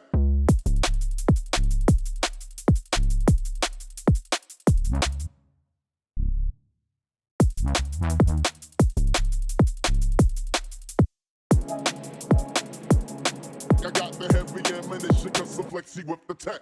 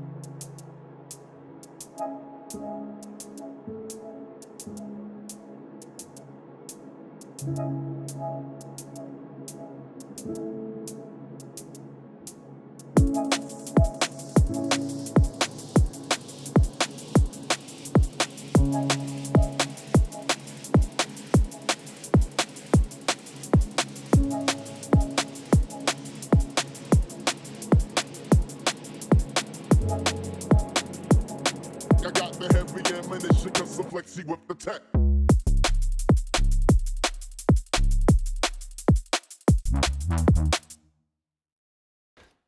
I don't like this thing, but I do like the groove of this thing. So we're getting somewhere. It's just that now we're getting to the point where I'm starting to think. Now we're getting to the point where I usually get stuck. Because I get like the point of like, okay, what do we need to add now? What about... Well, give it a shot.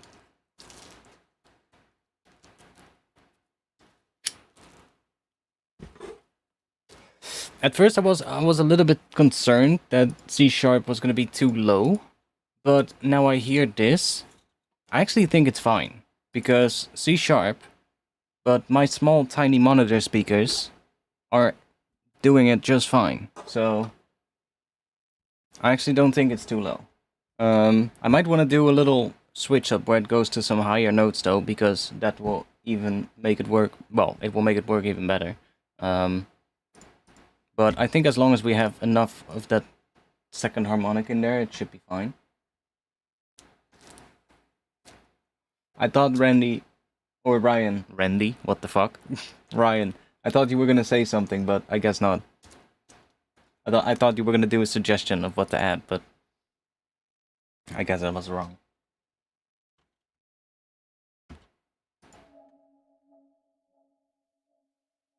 What about glitch ARP sequence? Might sound good.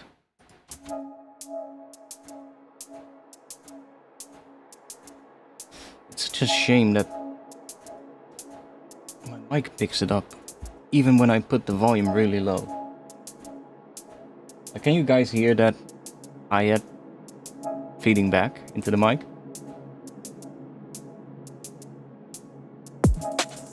Yeah, you guys can. I can see it.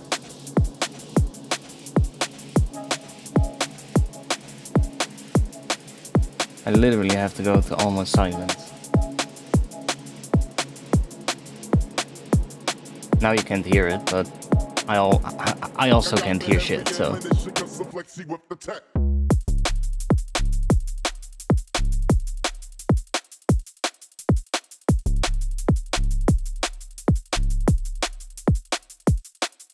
Or the snare, yeah. I would assume that, yeah, because it's more high frequency stuff.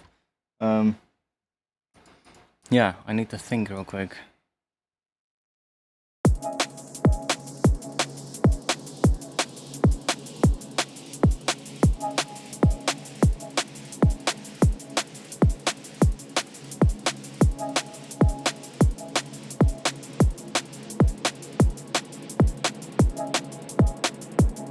I got the heavy ammunition, cause I'm flexy with the tech.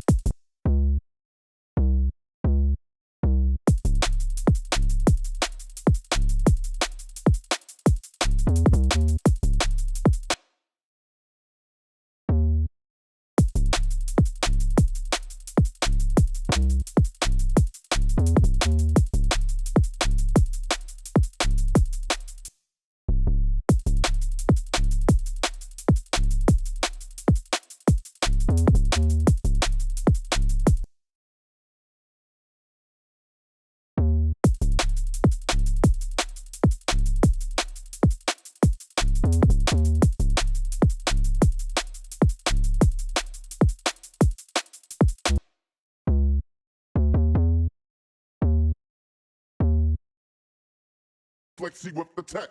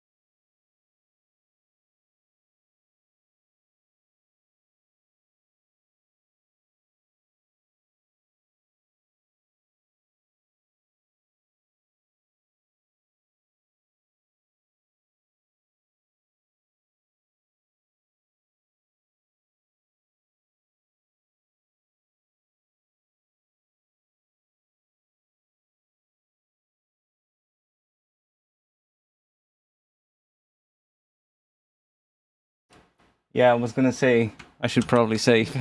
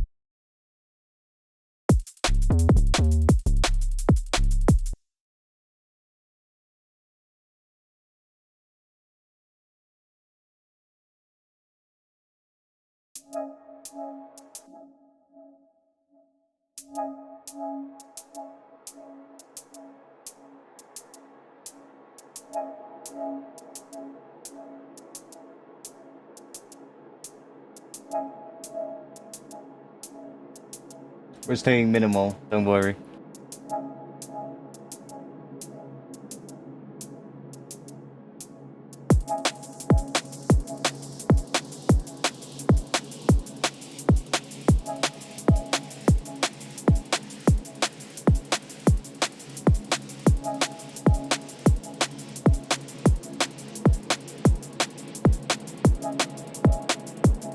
I got the heavy ammunition, cause I'm flexi with the tech.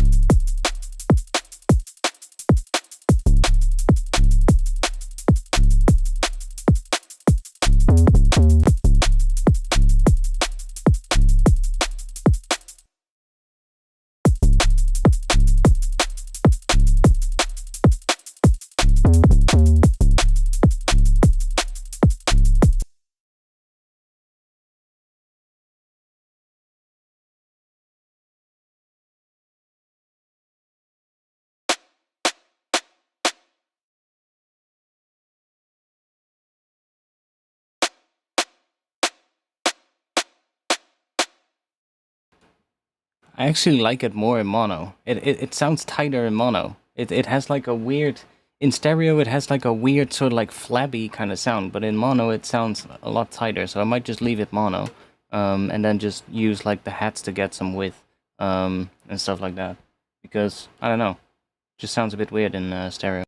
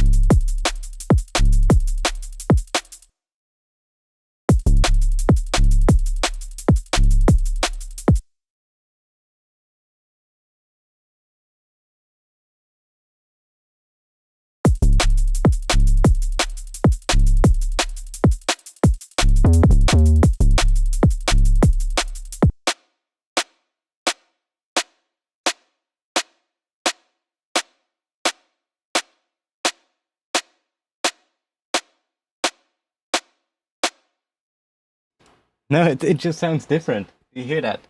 The left and right both sound different from when the stereo is summed to mono, and I actually like this version the most, the stereo summed to mono. For some reason, I guess some frequencies are cancelling each other out, and they just hit right when they're summed together. It's weird. It's a very subtle difference. I'm listening. Sounds better with the EQ. I think it actually...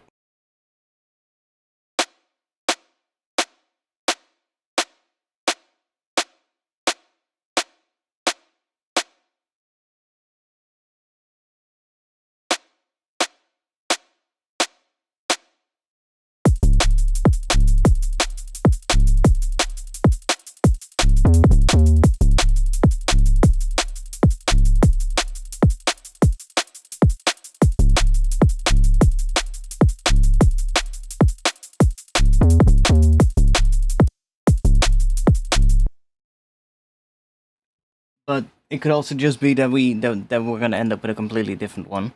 I do see what you're saying in the chat. One moment. I guess we need to take a little chat break again. Let's do that. Oh, I'm slouching down. One moment. There we go.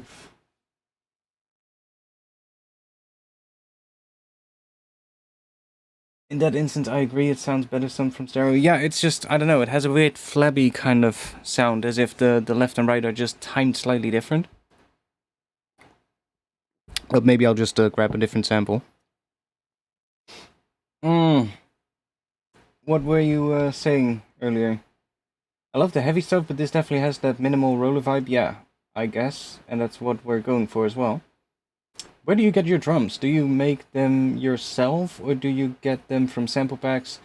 Loving how this sounds. Most of the time I make them myself, but from what I make them usually depends on what I'm going for, or just what I'm trying to do, I guess. Like, a lot of times I'll make drums in Serum, but that's only when I need, like, really digital drums, right? So if I need, like, if I really need, like, a very digital kick, then I'll be making that with Serum. I think that's what we did here, yeah. So we just made a kick with Serum, right? Because I wanted a really digital sounding kick, or at least one that has that's really controlled.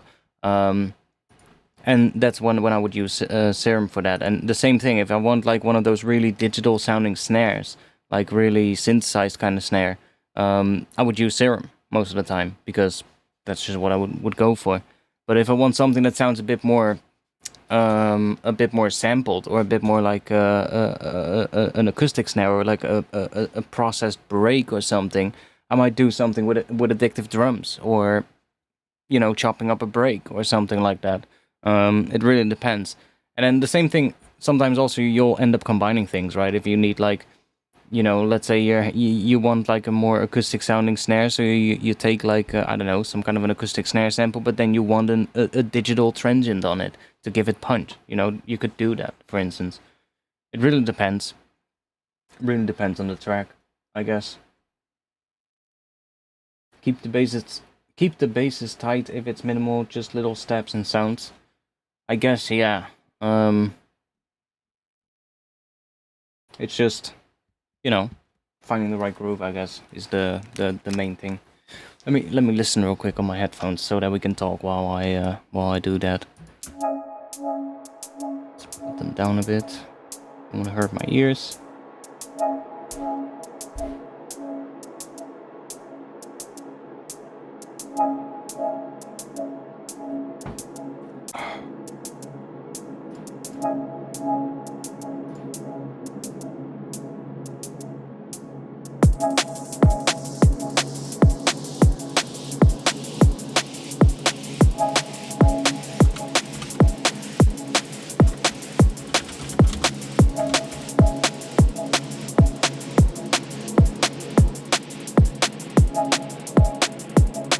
I got the heavy ammunition, cause I'm flexy with the tech. Bass is a bit loud now.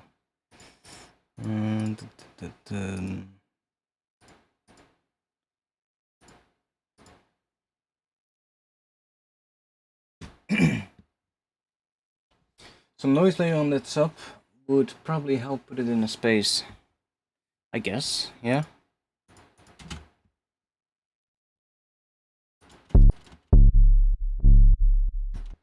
It's also, that sidechain is pretty heavy. Let's...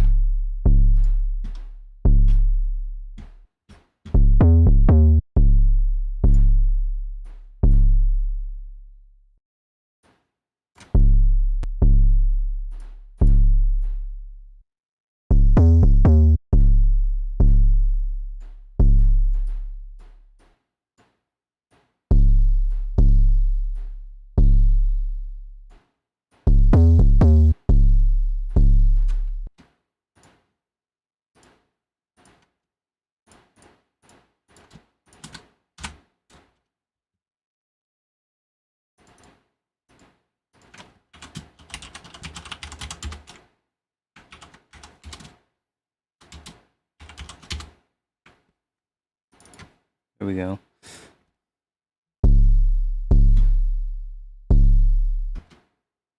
Sounds really good to... What? YouTube has... I really don't understand. You guys have probably seen that stupid button, right? That stupid heart icon emoji button that is in the chat. Like, I've seen it on other people's live stream as well, and everybody is complaining about it. Why the fuck are you putting it on the top of the messages? It makes no freaking sense, because you cannot read the full last message until somebody else types something. Ah, me. That's what was behind the button. It's so stupid. Like, it's been like that for a while now, and like, I see everybody complaining about it. Everybody is like, yo, YouTube really needs to remove or just move that button. Just put it in a different place. Why are you putting it on top of the messages? And the worst part is that it's also in my streaming software. It's not just on YouTube in my dashboard. It's also inside of Streamlabs. Yeah, everyone is annoyed by it. It makes no sense. Why the hell are you doing that?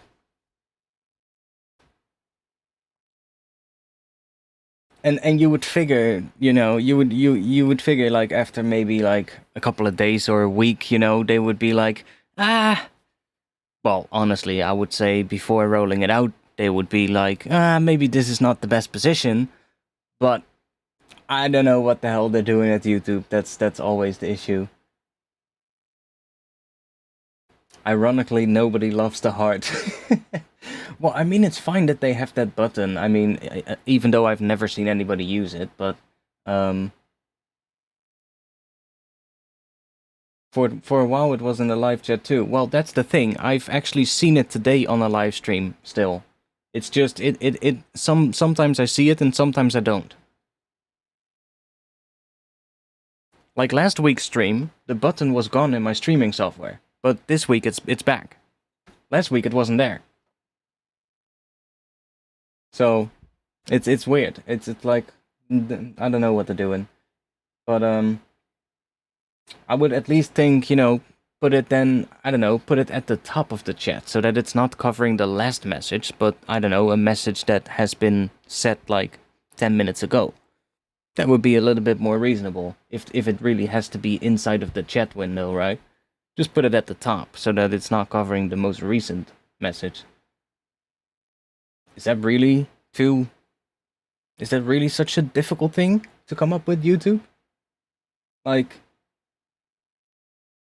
I mean, I have studied graphic design, but I mean, even without that education, I think I would have come up with that. Or next to the send button, exactly. Just put it next to the fucking button that you use already. Why not? But yeah, and if not, just put it at the top, or just make it appear when you hover over the chat window, or I don't know, something like that. You know, you can just make it hide itself out automatically after like 5 seconds or something, and then when you hover your mouse over the chat, then it pops up again. I don't know, something like that. That's also an option. Wouldn't be that difficult to do. But hey, yeah, it's weird, and it's been like that for like a couple of months now. It's one of those another like well, I mean, at least these days it's not everybody isn't shitting on YouTube anymore for making stupid changes. I mean, everybody's got a new scapegoat to shit on. Shitter.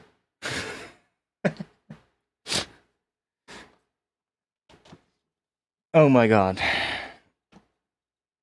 That platform is I don't know what's gonna happen with that, but that one is really taking the cake at the moment.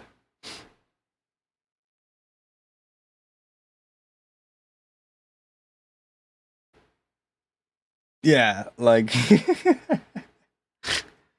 I was reading something earlier. What was I reading? It was something really stupid. It was something really stupid. I forgot, but it was something really dumb. Earlier I also saw some other thing like first you had to be like you could buy you were like, yo, I'm gonna buy you could buy your verification for $8. And then now I also saw that if you're a brand and you wanna be verified, it's not $8, it's $1,000. You know, it gets a little bit more. And it's just all those kind of things. It also has an animation from time to time. Oh yeah, I just saw it now while I was reading your message. Huh? Okay, weird. But like Elon is just trying to do all kinds of weird shit with Twitter that he shouldn't be doing with it. I don't know what he's doing, but he's really messing the whole thing up.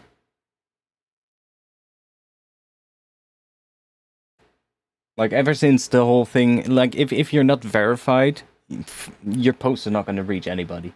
Like it's really clear to see. Like if you don't have a verified account on Twitter, I still call it Twitter. Fuck that name.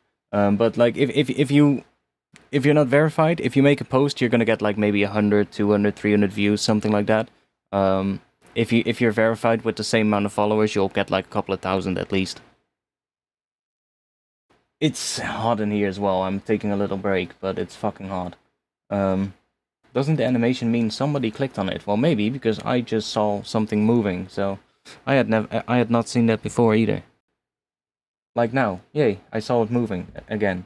Yay, and now I saw a little face thingy. And now I saw some celebration things. If it was also worth something, then hey, that would have been great, but I don't get why it's there, you know? I thought initially it was gonna be something that, was like a quick way for people to put an emoji in the chat. That's what I thought. But it's not doing that. It's just like showing up as like a little thingy. Woo, yay. Somebody clicked the heart emoji. Whoa. That's great. What a dopamine release, holy shit.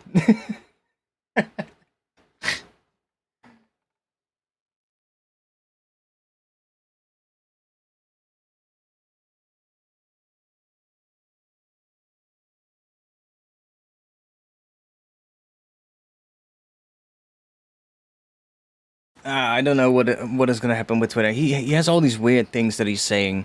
Like, first he takes over the platform and he's speaking all about like, we're gonna change everything. We're gonna be about free speech and all this kind of bullshit, which is just, he's just saying that because he wants to rile up certain people behind him. That's all he wants.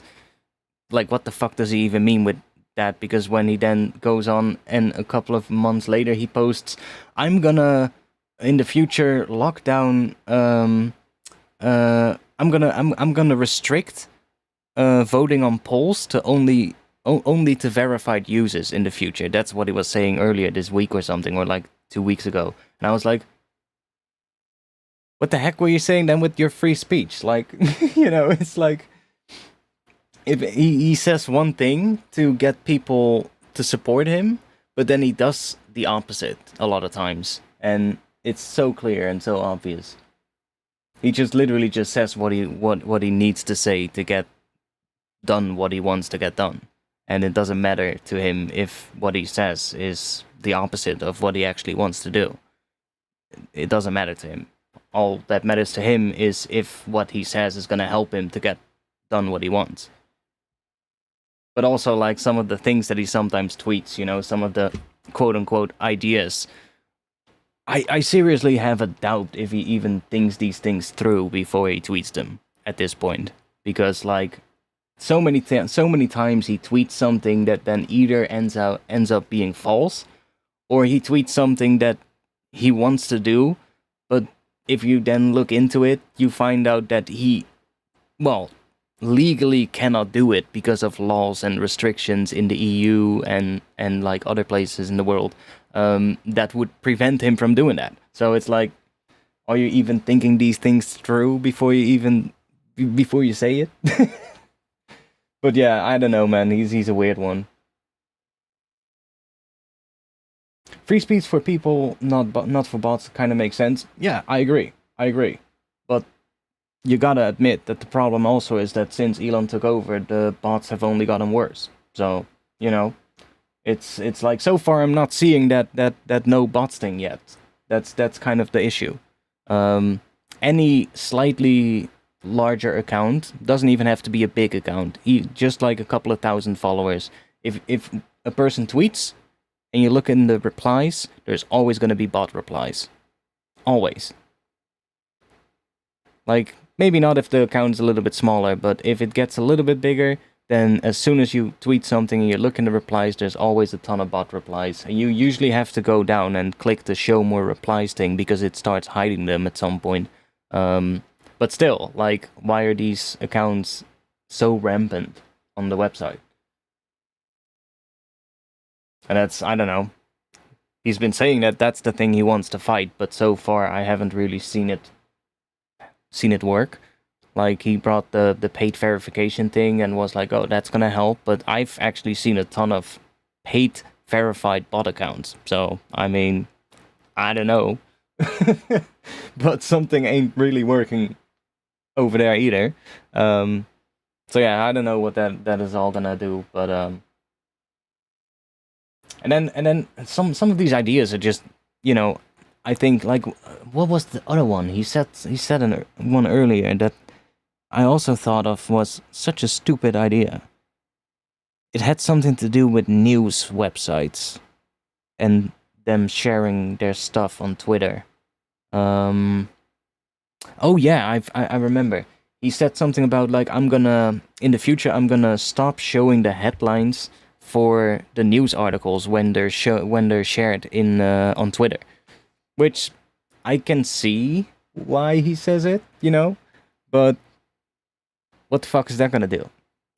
Give them 1 week and you'll have, because he said like I'm gonna remove the headlines and then instead we're only gonna have the photo that's at the top of the article that will be shown, and you can then just click on that to go to the article. And I was like, what's that gonna do? You know, if you want to get rid of the headlines, that's not gonna work, because give it 1 week and you'll have just nothing but headlines in the form of images. I mean, is it really that hard to think of that before you tweet that idea? And it's just one of the many, I should say, you know. And I was like, it's gonna take a couple of days, and then they're just gonna put the text of the headline in the image. It's not gonna fix anything. DJ Marky followed my Twitter. Nice. I have a couple of those as well on like on my YouTube as well. In YouTube, in your dashboard, you can see like which accounts follow you as well, or not all accounts, but people that have turned on that, you know, you can see that they follow you. There's a couple of ones that follow me as well that are pretty noteworthy. I mean, the largest one by far on my YouTube channel, if I look in that list, is DJ Fresh, by far. He's like at the top of my highest subscribed followers on YouTube. Every time I open that list, I see his name just at the top, and I'm like, yo, nice.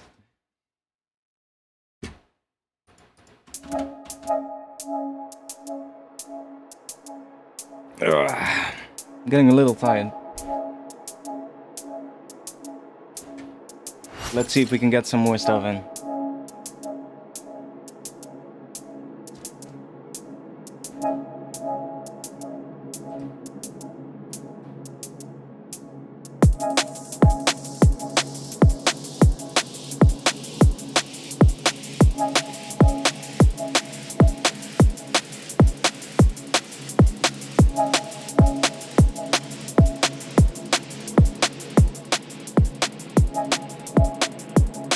I got the heavy ammunition, cause I'm flexy with the tech.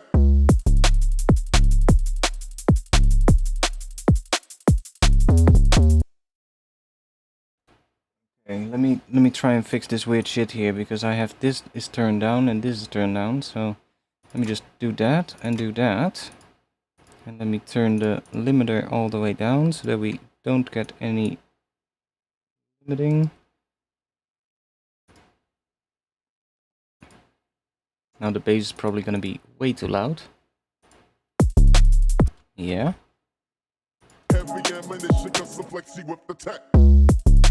That's now way too loud, but let's back that down a bit. Heavy ammunition, cause I'm flexy with the tech.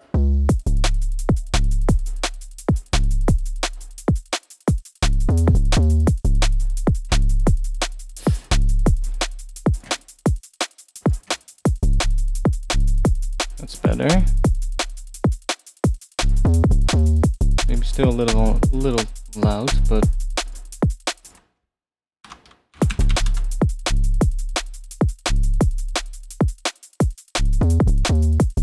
you could start with effects now, maybe?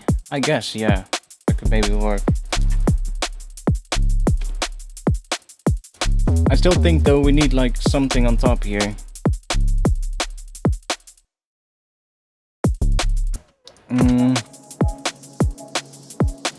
Okay, now this also can be brought up a little.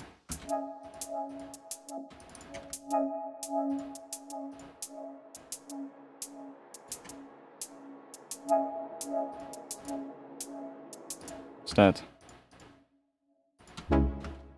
Oh yeah, I was thinking about a chord step thingy as well, right? Should we try that out? I got the heavy ammunition, cause I'm flexy with the tech.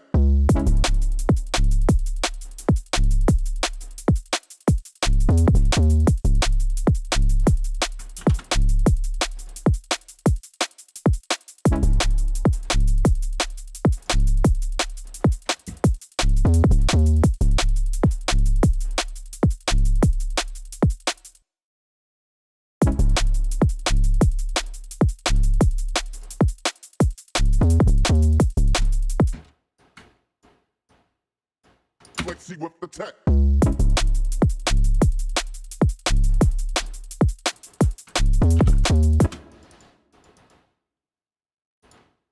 Heavy ammunition, cause I'm flexy with the tech.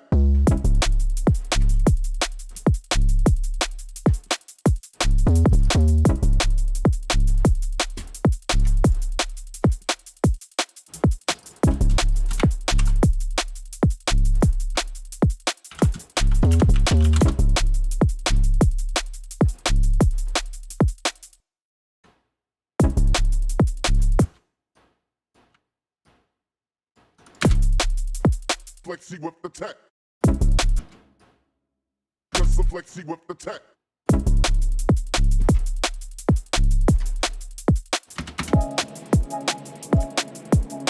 I got the heavy ammunition cause I'm flexy with the tech.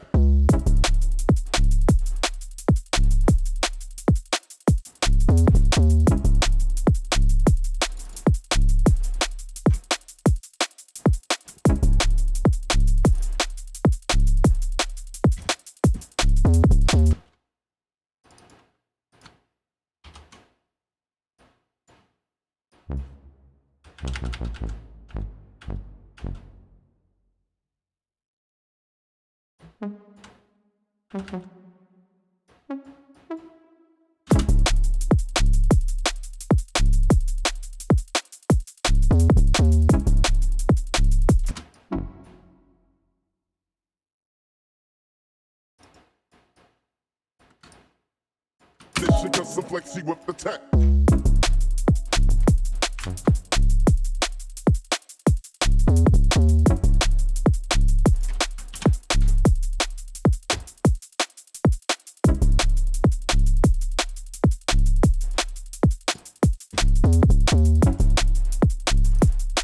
Oh, wanted the other one. Flexy with the tech.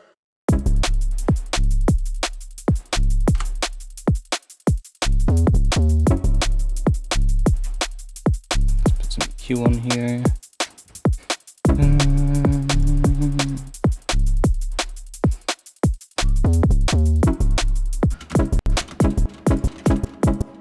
Can we get more?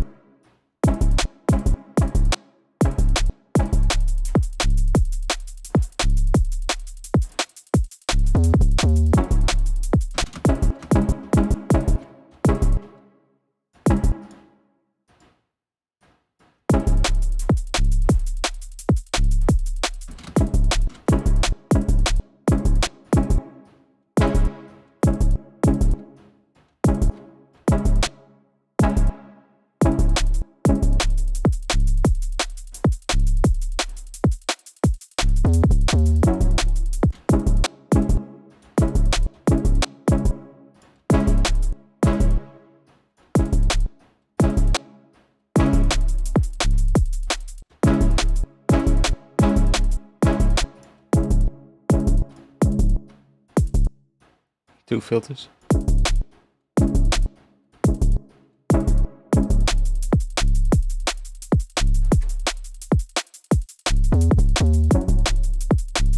not sure if that's going to be the right vibe after the intro right away. It could be something that comes in like after the first 16 or something.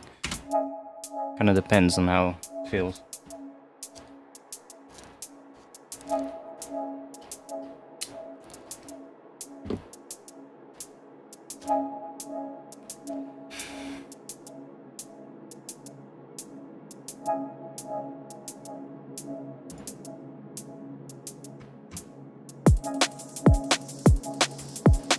I think we can do better shakers. These are a little, I don't know, we can do something better. Something that has a bit more shuffle.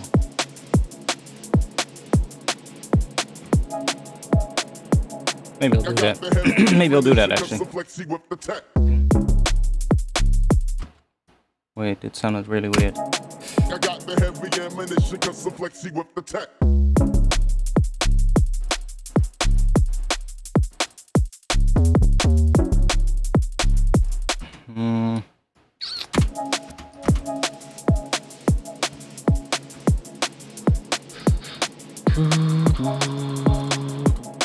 I got the heavy ammunition, custom flexi with the tech.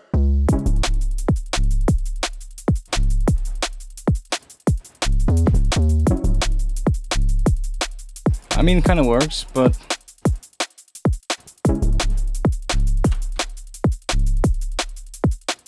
bum bum bum bum bum. Custom flexi with the tech.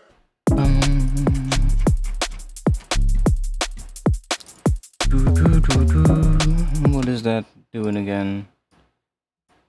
Oh yeah, that is going. Let me just chuck that in here.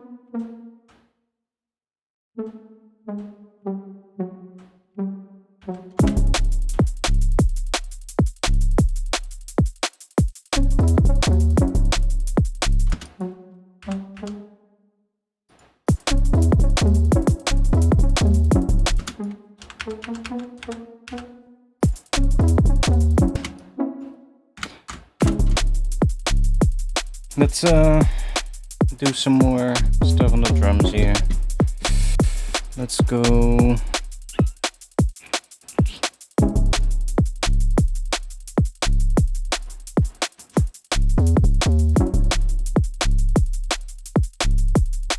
Custom flexi with the tech.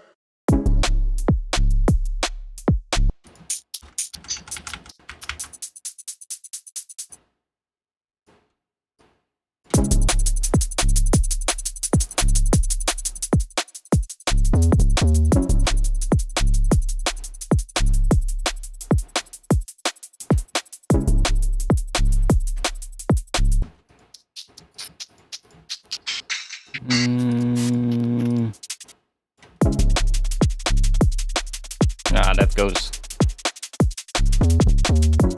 That has a bit more. What you were singing reminded me of a 50s jazzy swing type music. Okay. This has a bit of that kind of swing that we need. God damn it! Why? Oh, wait, didn't I? Ha! Nice.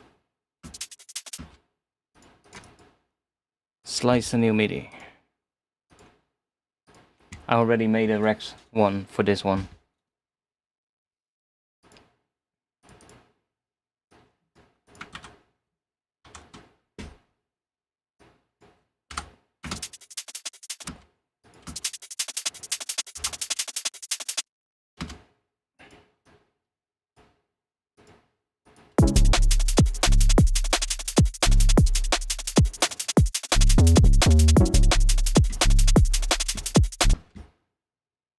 Sounds a bit different though.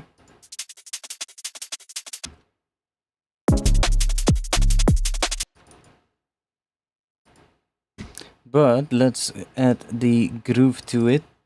Groove.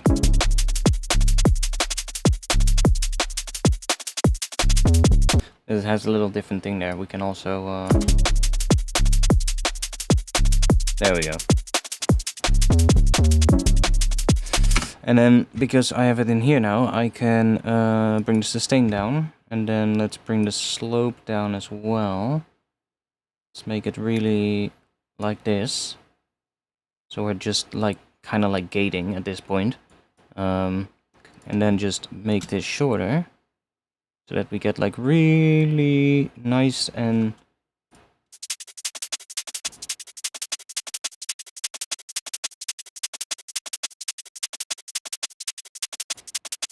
nice tight shakers.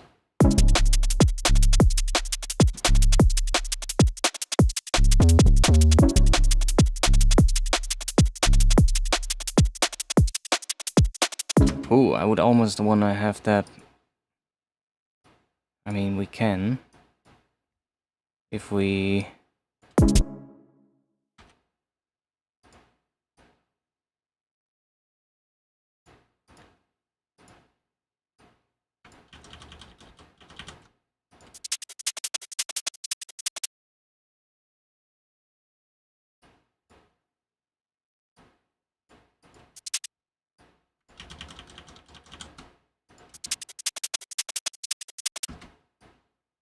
Maybe?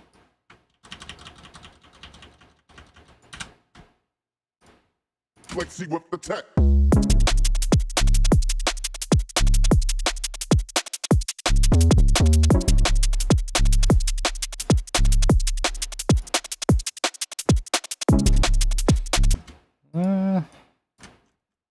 Let's focus on the drums for now.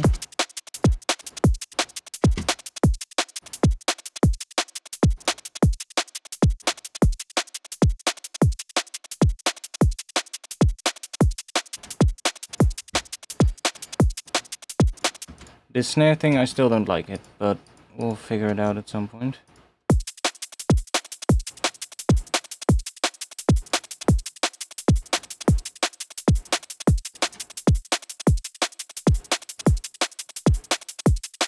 Kinda works together.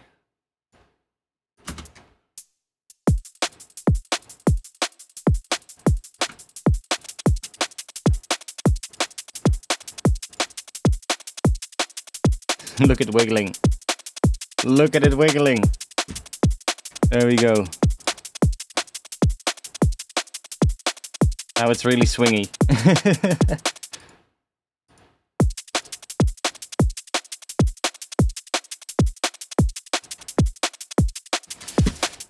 Try maybe...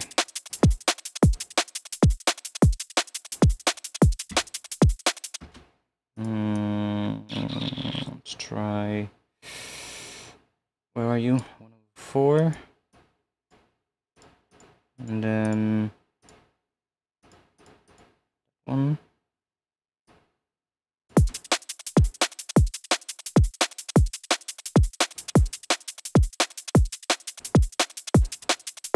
Like, this is something that I can really advise you to do. On shakers and hats, play around with autopan. Like, put it on there and just like with like subtly like 35 or 50%, something like that, and play around with the timing, like 1/4 or like dotted timings or shit like that, or like 8 notes, or depending on what kind of drum pattern you have, you know, and sometimes even combining two of them so that you have like one at like maybe 8 notes, one at like quarter notes, and then have them sort of like play together. And especially if you have like a shaker or hat pattern that you've made out of one-shot hits, and they're like all really, you know, really the same kind of volume and shit, or, you know, even after adding like a little bit of velocity differences, they still sound, you know, very mechanical or very like you know, just, you know, very static. You can add like some autopan and just mess with that a little bit to give it some, I don't know, just a different... It's really subtle, but it will really help with the groove a lot of times. It might even be easier to hear if we're gonna put it on both of these together. So if we take this thing and just drop it on here.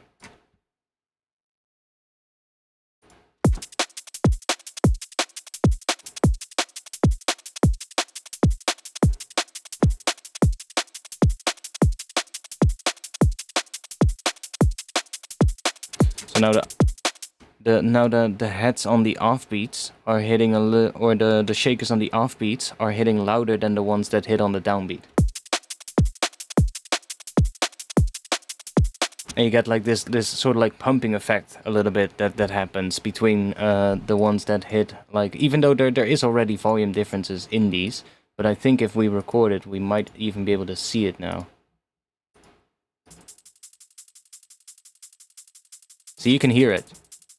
It has this up and down sort of like movement, and you can kind of see it as well if we look at it here. See how this is a full beat, and see how the one that hits on the offbeat is louder than the one that hits on the downbeat? And that's because of that auto pen. So it just messes with the volume a little bit, and by doing that you can just give it like a really interesting sort of like groove, or it will really help for the groove of the drums. This might be a little bit too much, but just like subtly in there.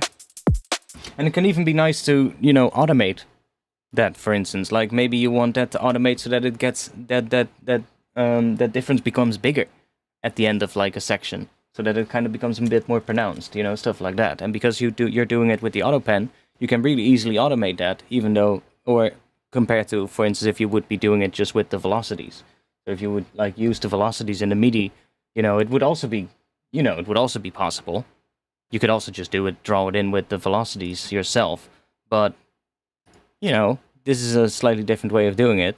And especially if you've already like done a little bit of velocity differences and then use this on top of that, that usually just works really well. Yeah, it's kind of like humanizing, exactly, but in a controlled, really controlled way.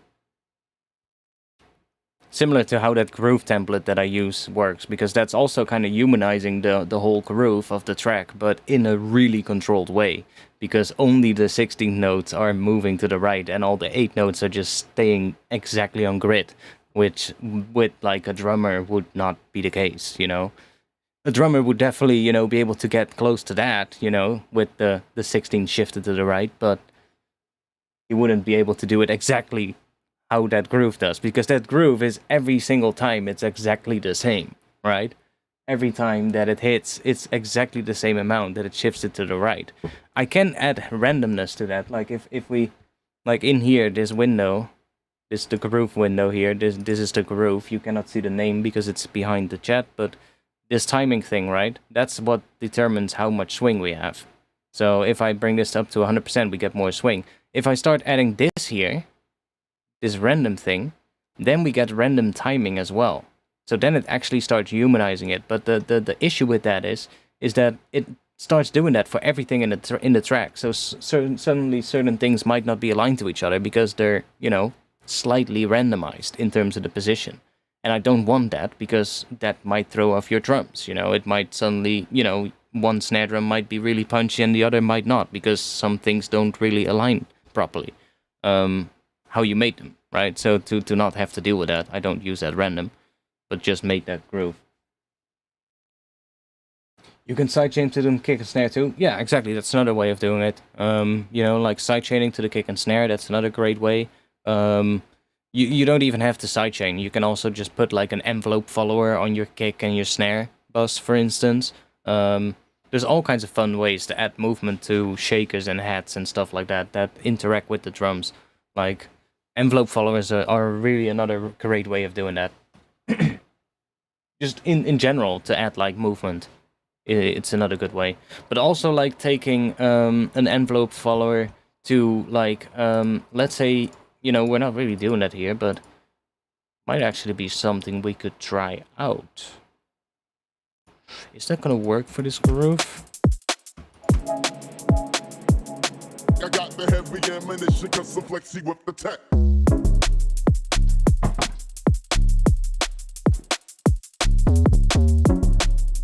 Not sure if this is gonna work. But there's another thing that you can do really easily, is like taking like a melodic sound, like a pad or something, and then using an envelope follower on it that is assigned to the volume of that thing.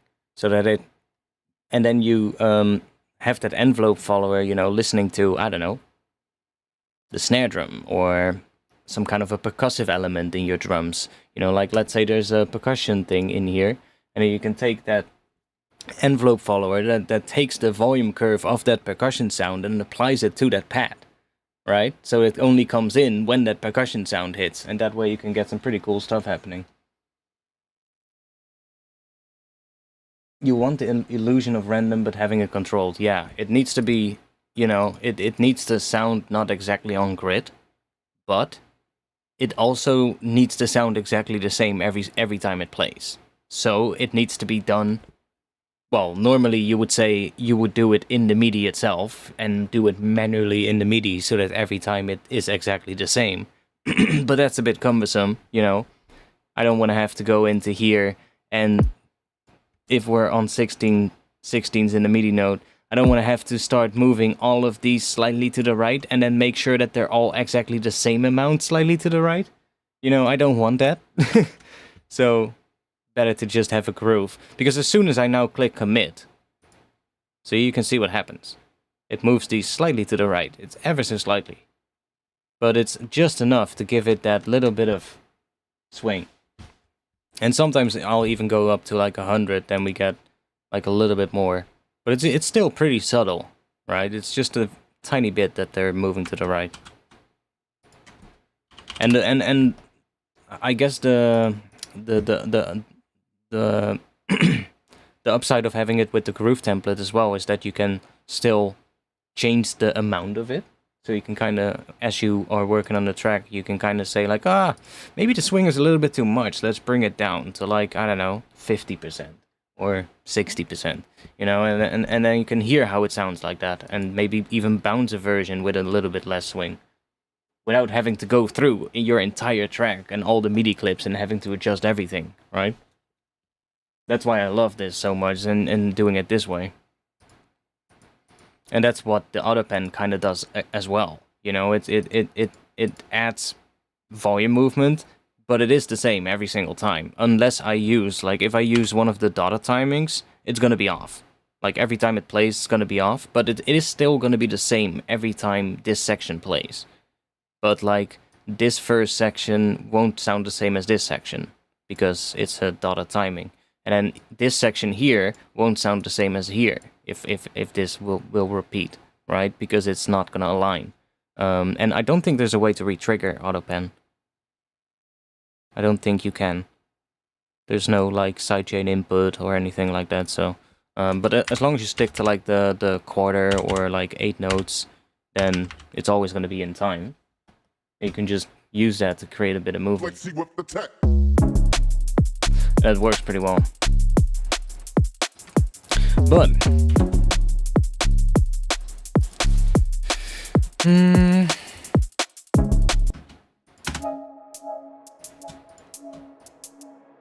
I'm still thinking that could maybe come in later.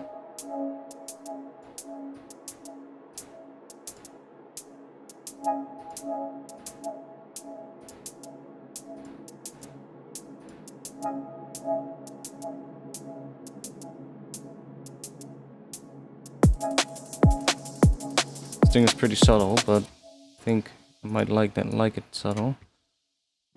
But let's see if I wanna maybe do a little bit of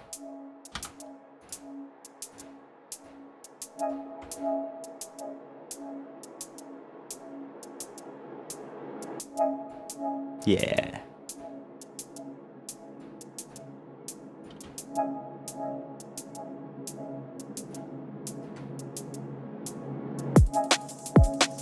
There we go. That's nice.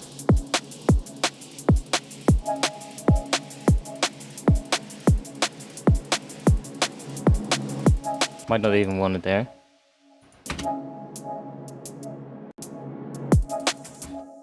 That might already be too much. Like, it's getting louder here as well, so I might want to back this down a bit.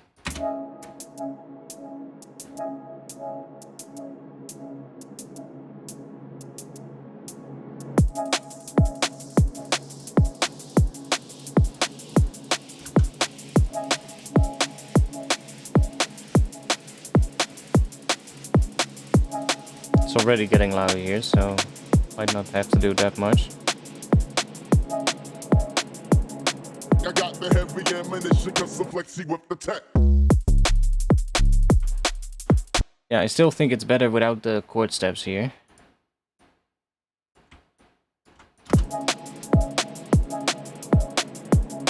I got the heavy ammunition, cause I'm flexy with the tech.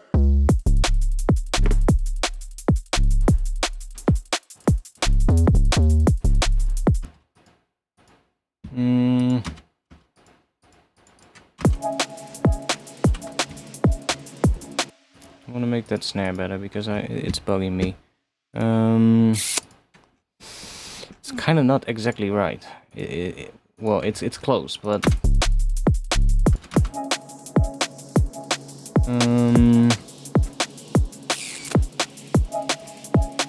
check.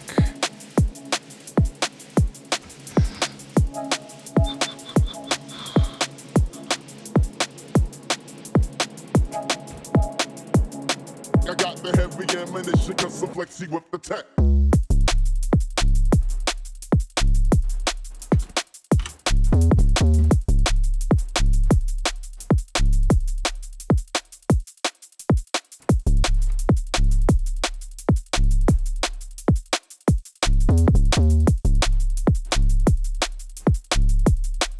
Cause I'm flexy with the tech.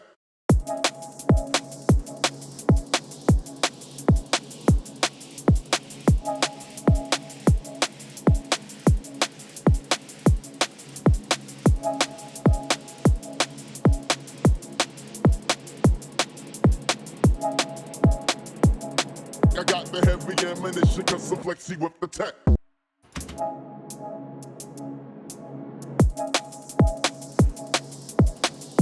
Better. Better. Let's get rid of that.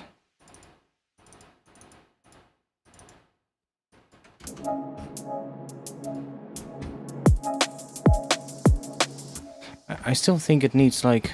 How are we gonna do that? I guess we're gonna need that frequency shifter again. I feel like it needs to be a little bit higher. Oh, not on here. We want it on here. Maybe we'll do it maybe here.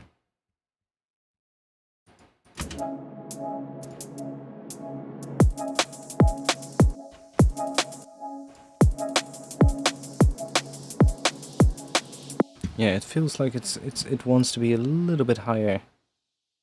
Like not even that much, but like tiny bit.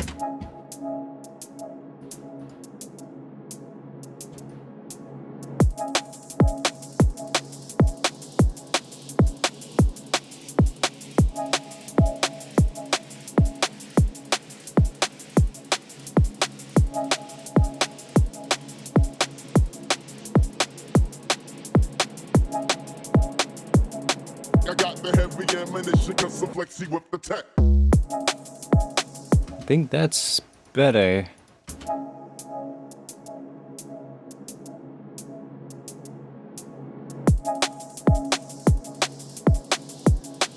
Maybe not even high enough yet, but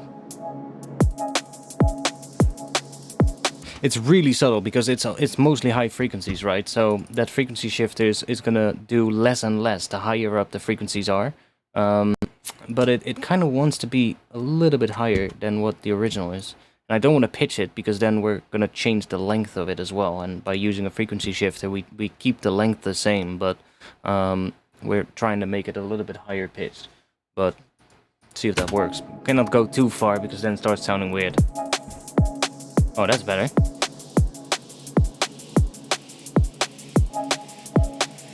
Around here. I think that's better.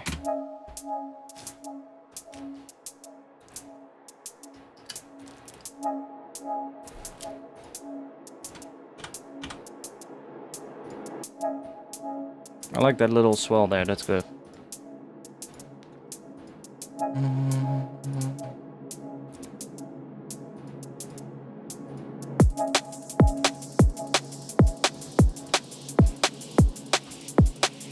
Not sure if I want to have that second swell there, but...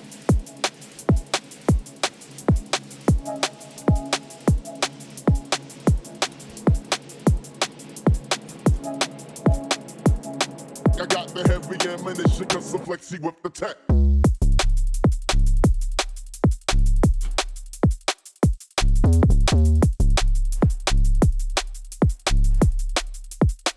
See, it's slightly different, but... Heavy ammunition, cause I'm flexy with the tech. Heavy ammunition, cause I'm flexy with the tech.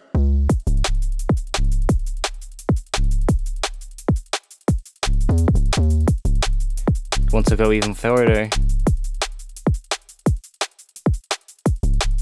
because it has a pitch. That's the weirdest thing. Like it's mostly noise, this sound, right? It's a rim shot. It's like not, but it still has a pitch. Heavy ammunition, cause I'm flexy with the tech.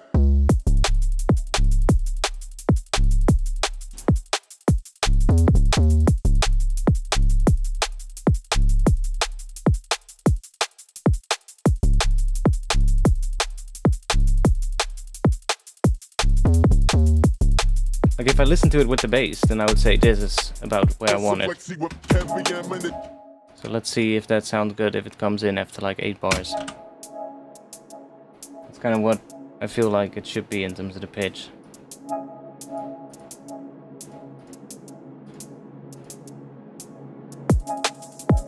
Oh yeah, that's good. That's better.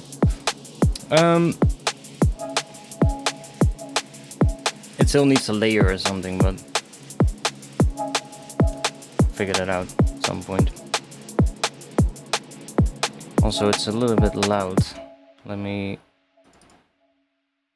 back this down a little bit.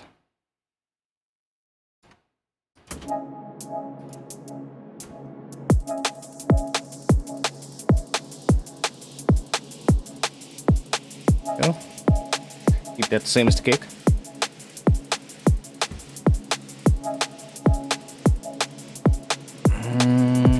Can we add here? Like we want to have something. I got the heavy ammunition, cause I'm flexy with the tech.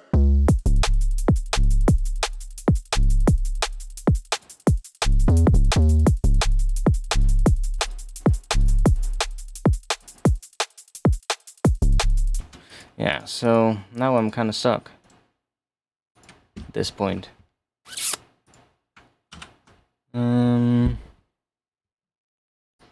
Well, let's say this is gonna repeat. Then we have these things.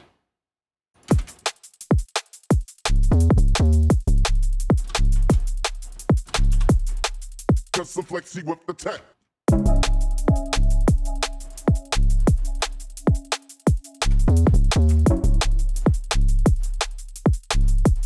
Huh, actually, maybe we'll have this in here. Cause I'm flexy with the tech. Like actually, maybe just what if we take that off, freeze that.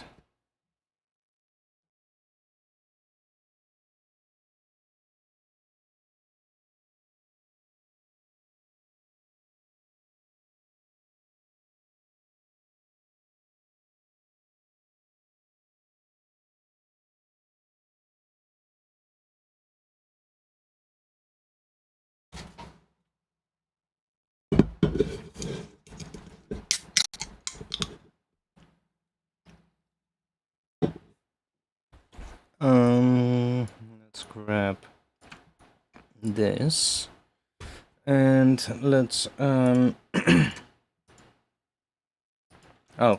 let's make an audio track. Let's put that on there. Let's drop this on here. We can unfreeze this again and drop it back here as well. Let's just mute this because this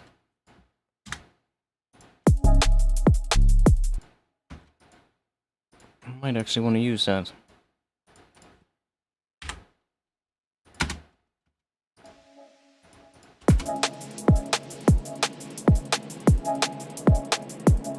I got the heavy ammunition, cause I'm flexy with the tech. We want to use this one here. Cause I'm flexy with the tech. Ah, maybe we want.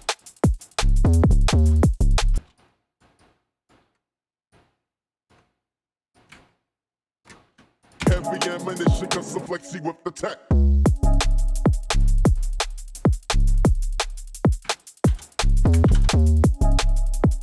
Ooh, kind of want to have a Another one then. Dun.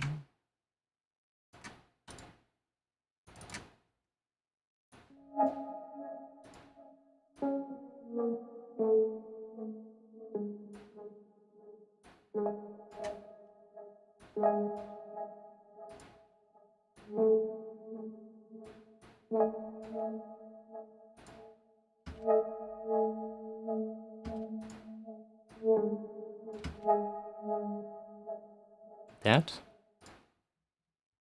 Maybe?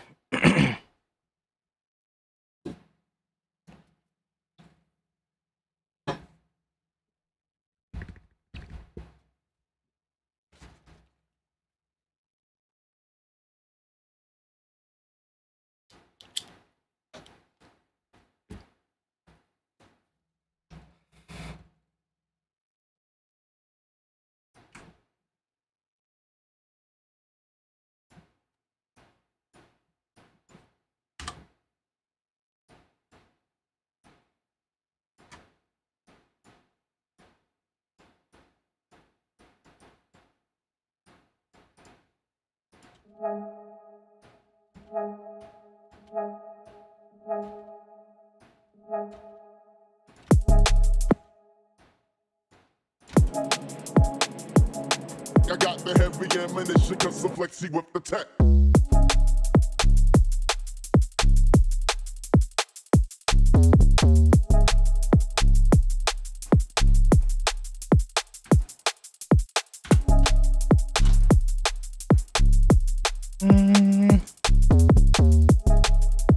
Maybe.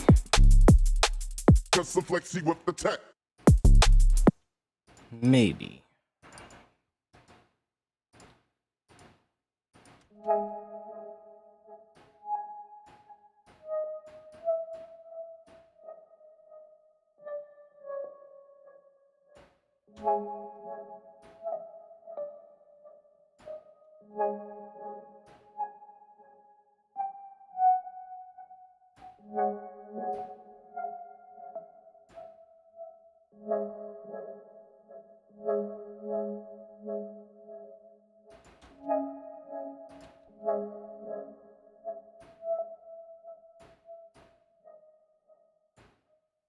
Hmm.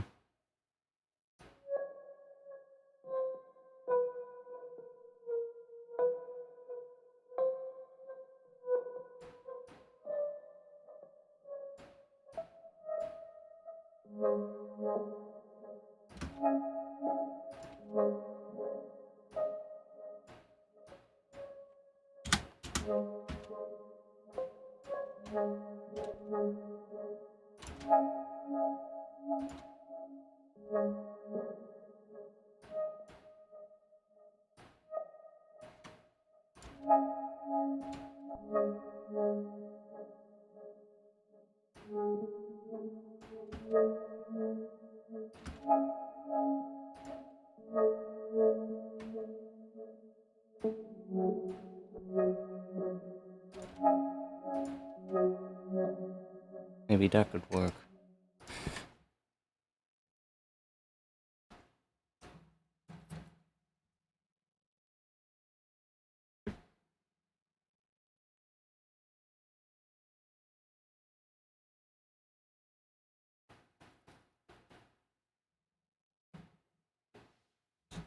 If this doesn't work, we're just gonna do some more sound design. We're just gonna make some more minimal basses, and then we'll probably find some stuff that I can throw in there. You know? And if not, then I have some more basses that I can use in another track. Let's grab this. Let's see if that works.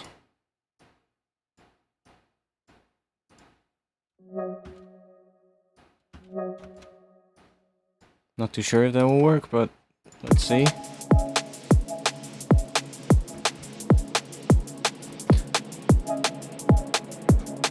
I got the heavy ammunition, cause I'm flexy with the tech.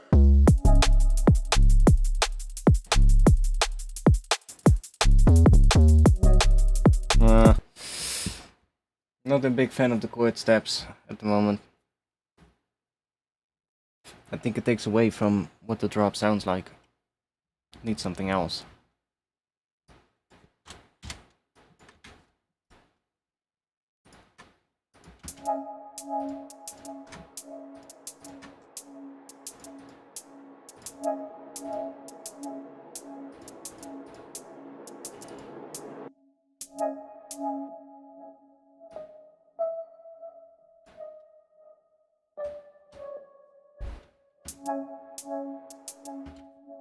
Yeah, it doesn't like to have that extra D sharp. Maybe a little bit quieter. It's not as upfront as the other notes.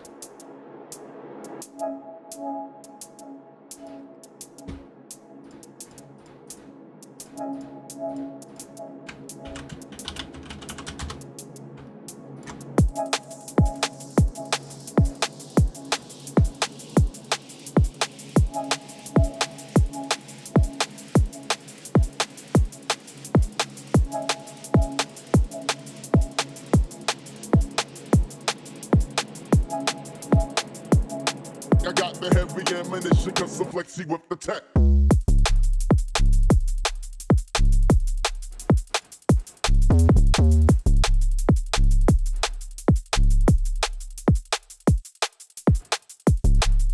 Ooh, wait. I'm hearing something. Ooh, what is that? Probably saw wave based.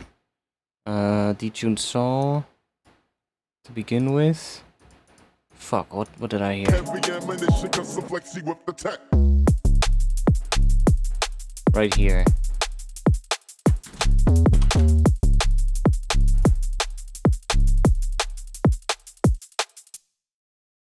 Fuck, now I forgot it. Some kind of a thing that comes in.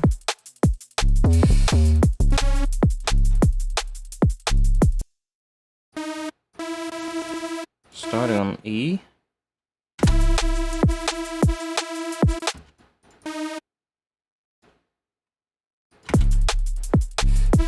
We need to do some automation on it as well, so we can hear if that's gonna be about right in terms of the notes. So I kind of want something to open up here through this.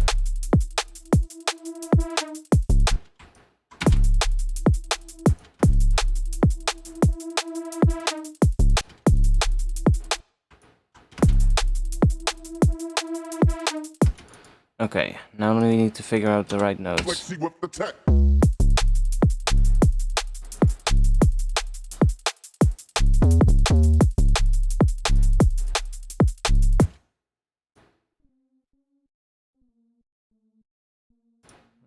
We can't hear that because it's...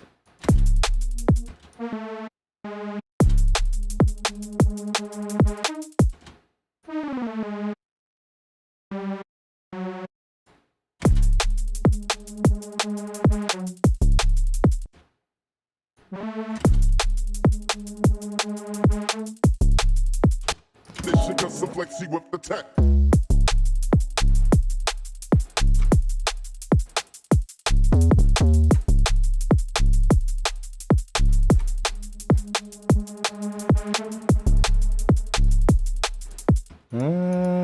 Is that what I heard? I don't think it is, but it is kind of a similar sound, so maybe I can make it become. I got the heavy ammunition, cause I'm flexy with the tech.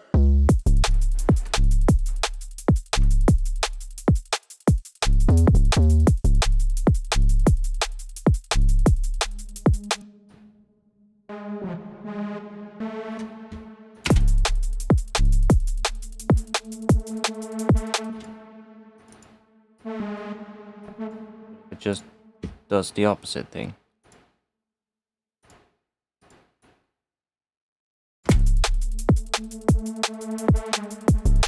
Yeah. And then we can give it a little, we'll do this. Envelope mode, and then we'll put that on the fine tune in opposite direction. So we get a little, Oh, we don't hear that. Because it's too slow for that. Or it's too low pass for that. Let's just take this off then. Let's do that. And I'm just gonna... I mean, it is set to MPE mode, so let's just do that. So we can do a little...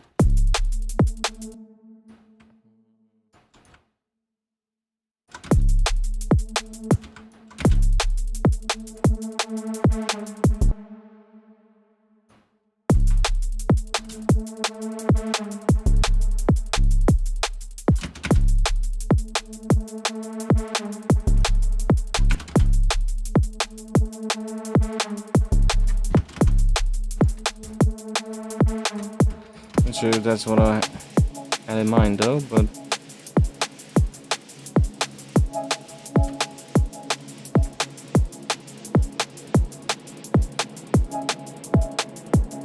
I got the heavy ammunition, cause I'm flexy with the tech.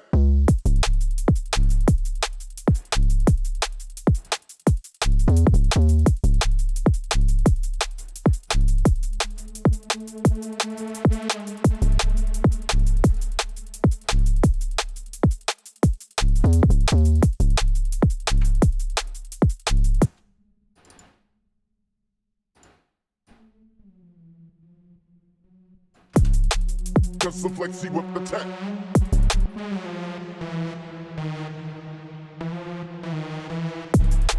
Cause I'm flexy with the tech. Cause I'm flexy with the tech. Cause I'm flexy with the tech.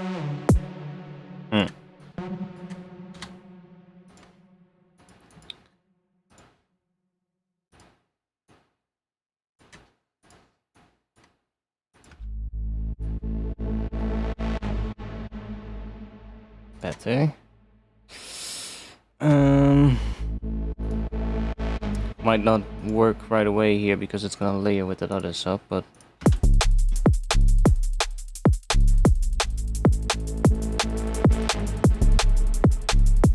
it's not exactly what I had in mind, but something like that there.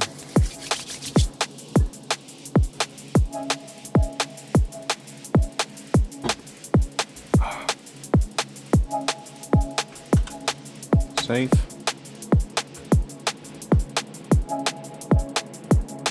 I got the heavy ammunition, cause I'm flexy with the tech.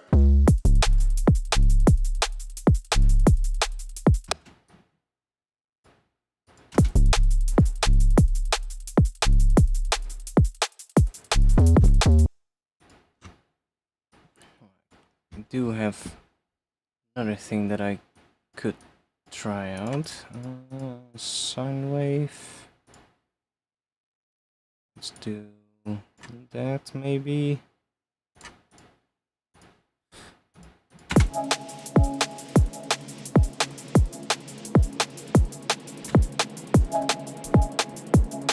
I got the heavy ammunition, cause I'm flexy with the tech.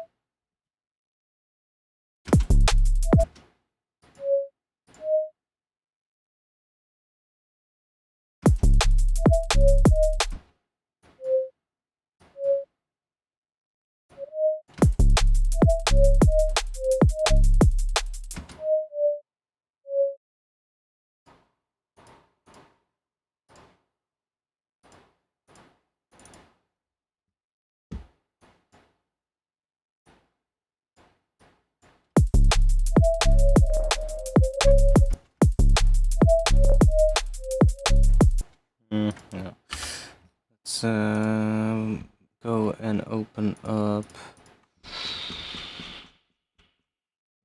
Let's try this maybe.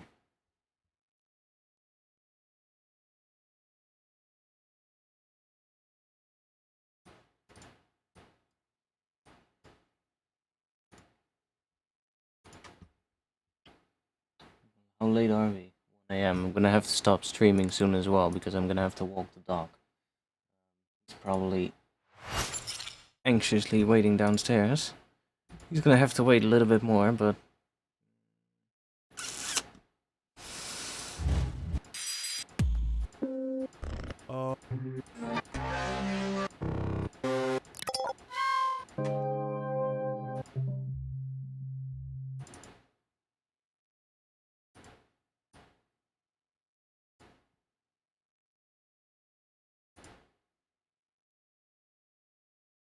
actually might not even need granular.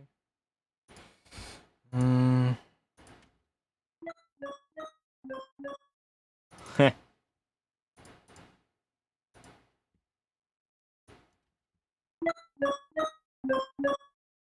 Hey, interesting.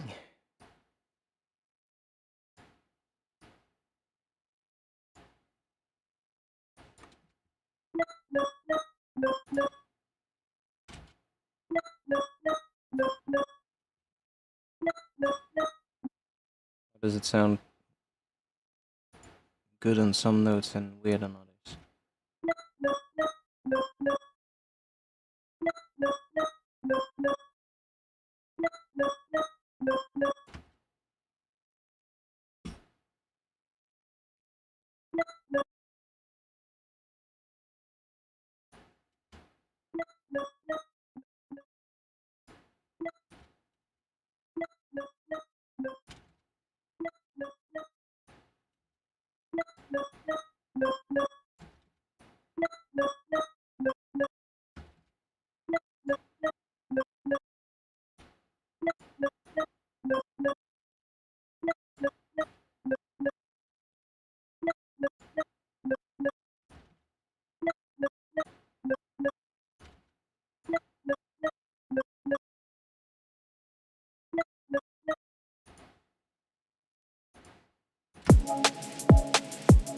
Can we make that thing work? Let's see.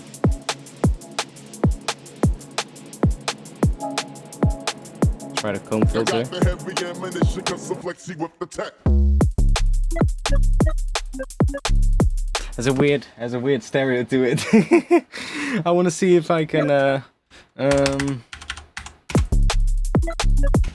It needs to do something like this here. I feel. Wait, what if we started there? What if we take that out? And then make this one earlier. Okay, this one is a little bit weird. Maybe if we make it a little bit longer.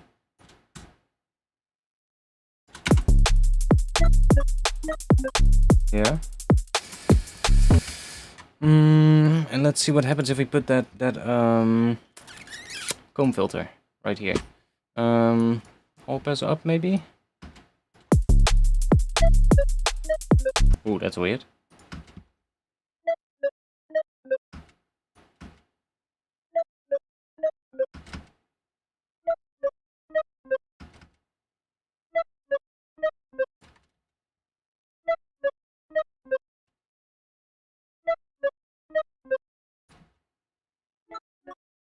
Okay, that becomes really weird.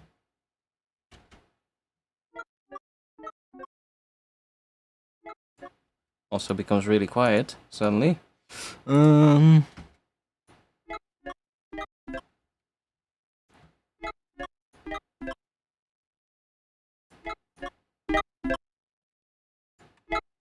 it's becoming really weird.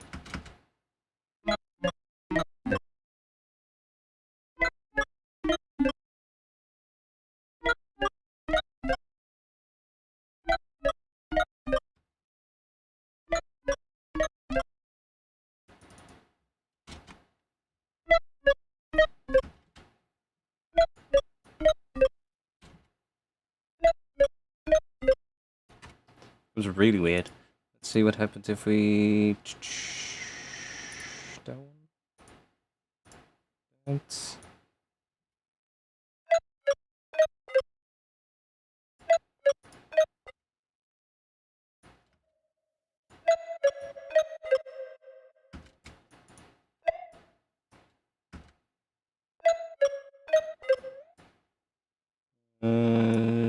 That's...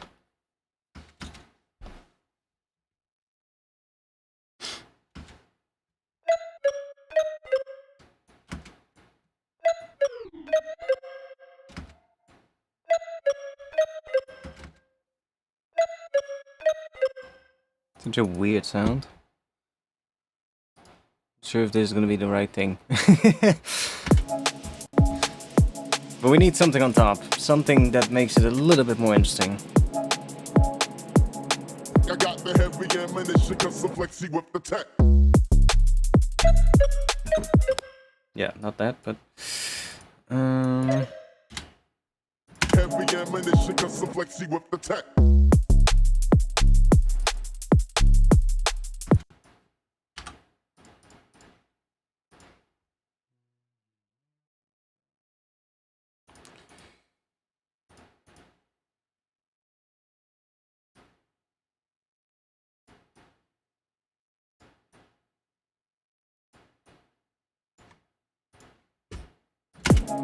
I got the heavy ammunition, cause I'm flexy with the tech.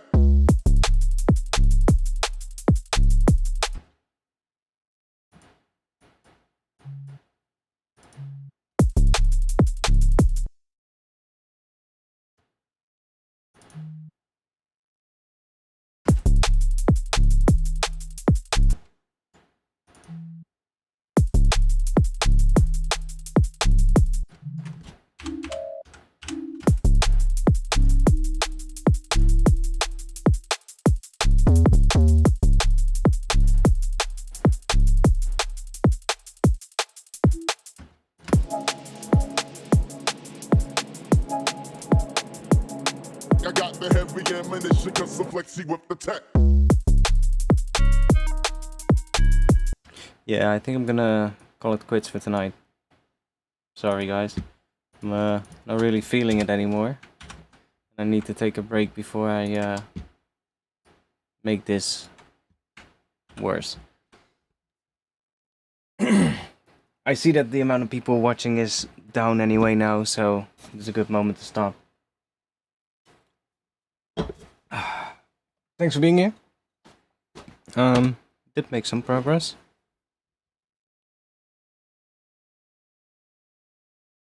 Like, I just need to get better at this kind of drum and bass anyway, so just make more of this kind of stuff and more of these kind of ideas, and then eventually I'll have ones that I like. And that's how it goes. So, any last things that anybody wants to talk about? I guess I'll start putting some stuff in the chat. If you want to support me, then support me on Patreon. I drop sample packs on Patreon every month, and you can get all kinds of stuff there. So a lot of those are like samples that I made either on stream or like off stream, just stuff that I made and that I throw in there for all of you to use. Join Discord as well. I'll be in the Discord after the stream, because if anybody wants to have a chat there, then I'll be there. And yeah, what else do we have to share? I guess the pack for pigments. I guess that one we can put on there as well.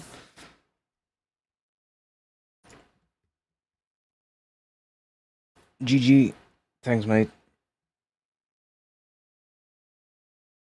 Yeah, I'm just getting to the point now where I'm getting a bit fatigued. You know, I just need to take some rest. Alex Perez style drums with snaps on the next stream. I'm not too familiar with Alex's stuff. I mean, honestly, of course I know like some of the tunes, but I would have to check it out. But I just want to make, you know, keep exploring this kind of drum and bass a bit more, because it's definitely what I need to get better at. And I guess you guys wanna be along for the ride for that, right? There's something in my eye. Is that some kind of a bug or something? No. Oh, just how do you call that? An eye booger?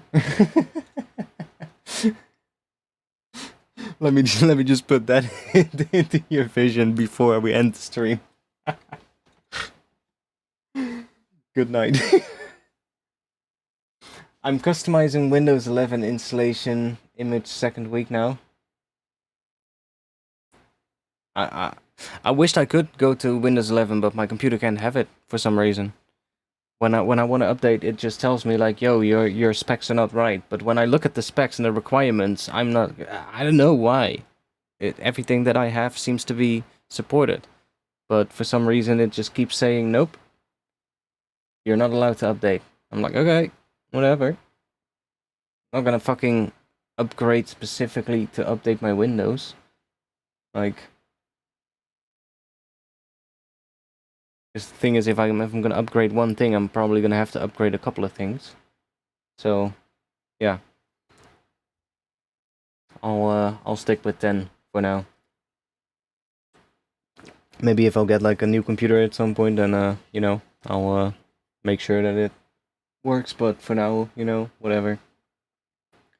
Yeah, that's the thing. I already did that, and I did like a bunch of things that it said that I had to do, but it just keeps saying, nope, you're not meeting the requirements. And I'm like, well, I don't know why, because literally everything that everything that it tells me, it's like, yeah, well, whatever. It just doesn't wanna do it for some weird reason. Maybe I'll have to look into it again. See, you know.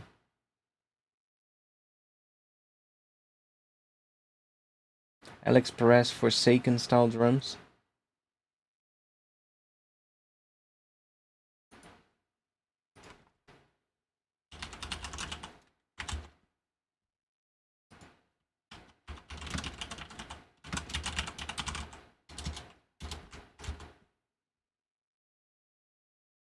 It's an old one. It's an old one. Okay. A lot of those drums is literally just old school breaks. A lot of that. It's literally just taking breaks and processing them to start sounding like that. A lot of times, actually, when I go through like those old break packs, like I'll actually hear breaks and I'll be like, I know so many tunes that have that break. Like I have a bunch in here as well. Like there's a bunch of these folders, and there's a ton of here that I marked already that are really like, if you hear these breaks, you're like, ah, yeah. There's a ton of those, ton of tracks.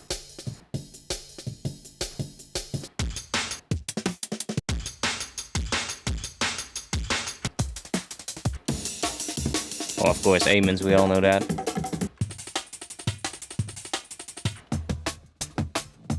Definitely heard that one.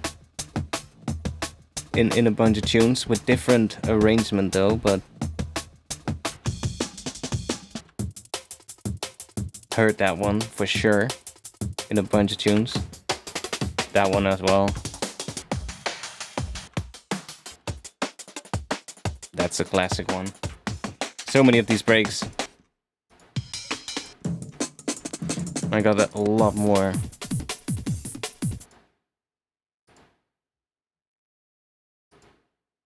I got a couple of those folders with like a bunch of old breaks. There was this one pack called AMG 160 decibels drum and bass interface breaks. That's a mouthful. But that pack has like a ton of like breaks that are basically just processed breaks and turned into drum and bass breaks. But a lot of these are also very... You've definitely heard these in tracks.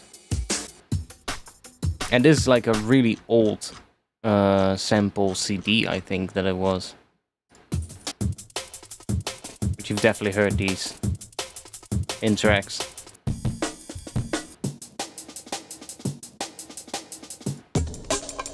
Well, that one for sure. But like a lot of these are pretty nice. For like if you want to make a bit more of that old school kind of sounding drum and bass. And this pack, you can easily find that. I think it's actually on archive.org.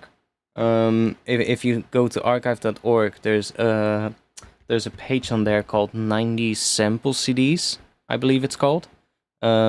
And it comes with like it's like a ton of gigabytes of like samples of like old 90s sample CDs.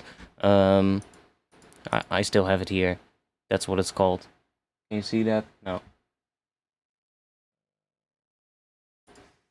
Now you can. Right there. 90s sample CDs. Yo. Well, normally if I hit Control twice, then I get a little thing over my mouse, but now I don't. Right there. And then there's a ton of these packs in here, and there's also that AMG, yeah, here, drum bass interface, has all these samples. These are like classic samples that are in here.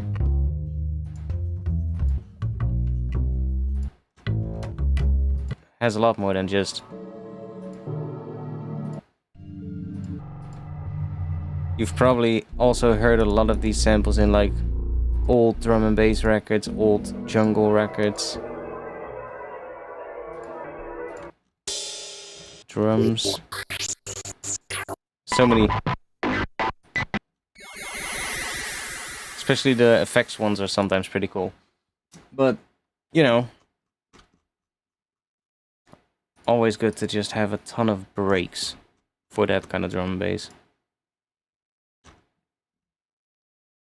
Not sure if that pack is still up. I had a pack on my Patreon, but it kept being taken down. It was basically a pack with like all kinds of breaks in Rex format, but it didn't really like it, so I don't think it's up anymore. But you can find it if you Google. Just Google like drum breaks Rex, for instance, because those Rex files have the markers all in them for all the different hits. So when you chop them up, you don't have to add like all the warp markers to it. But I have like this one folder, for instance, right here, called sampled breaks. This is literally just hundreds and hundreds of breaks from like records in Rex format. And I think they're all from like one or two websites that I found, or like a couple of websites, and just grabbed all of them and put them all in one folder. And these are like, oh, I'm not going to play them, because if I play them, then we're going to get the stream copyright claimed. But these are so handy to have if you want to make like the old school type of drum and bass. Just have like a lot of breaks and just, you know, start processing and chopping them up. It's all about finding good ones, you know, finding a break that has the right kind of sound, right kind of tone. A lot of times you'll have to pitch them up first to hear if it has the right tone, so that's something that you're gonna have to work with. But then if you can find one that has like the right sort of like tone in it and then process it nicely, then that's basically all you need. Anyways, thanks for being here. Like I said, I'll be in the Discord after the stream. I'll go and make some food now and check if the dog wants to walk. He probably wants to. And I'll be in the Discord after that. So if you want to if you have a question or something, then just hop into the Discord. I'll drop the link one more time in the chat. I'll see when I'm gonna be streaming again. I'll definitely stream Friday, but if I want to stream one more time or something, then I'll let you know in Discord. But normally on Friday, 8:30 PM Amsterdam time. Check what that is for you, but that's when I go live. I'll let you know on Discord. That's gonna be it. Thanks for watching, and I'll see you all in the next one. Peace.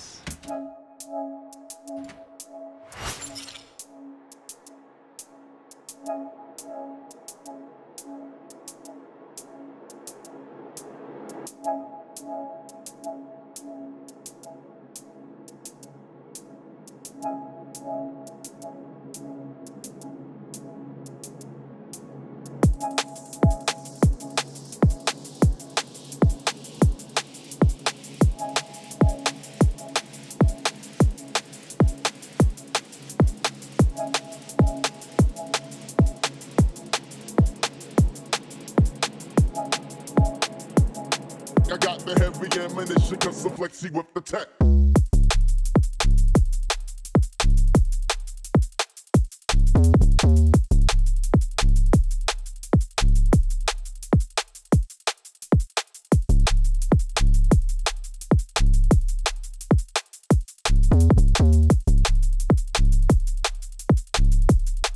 Custom flexy with the tech.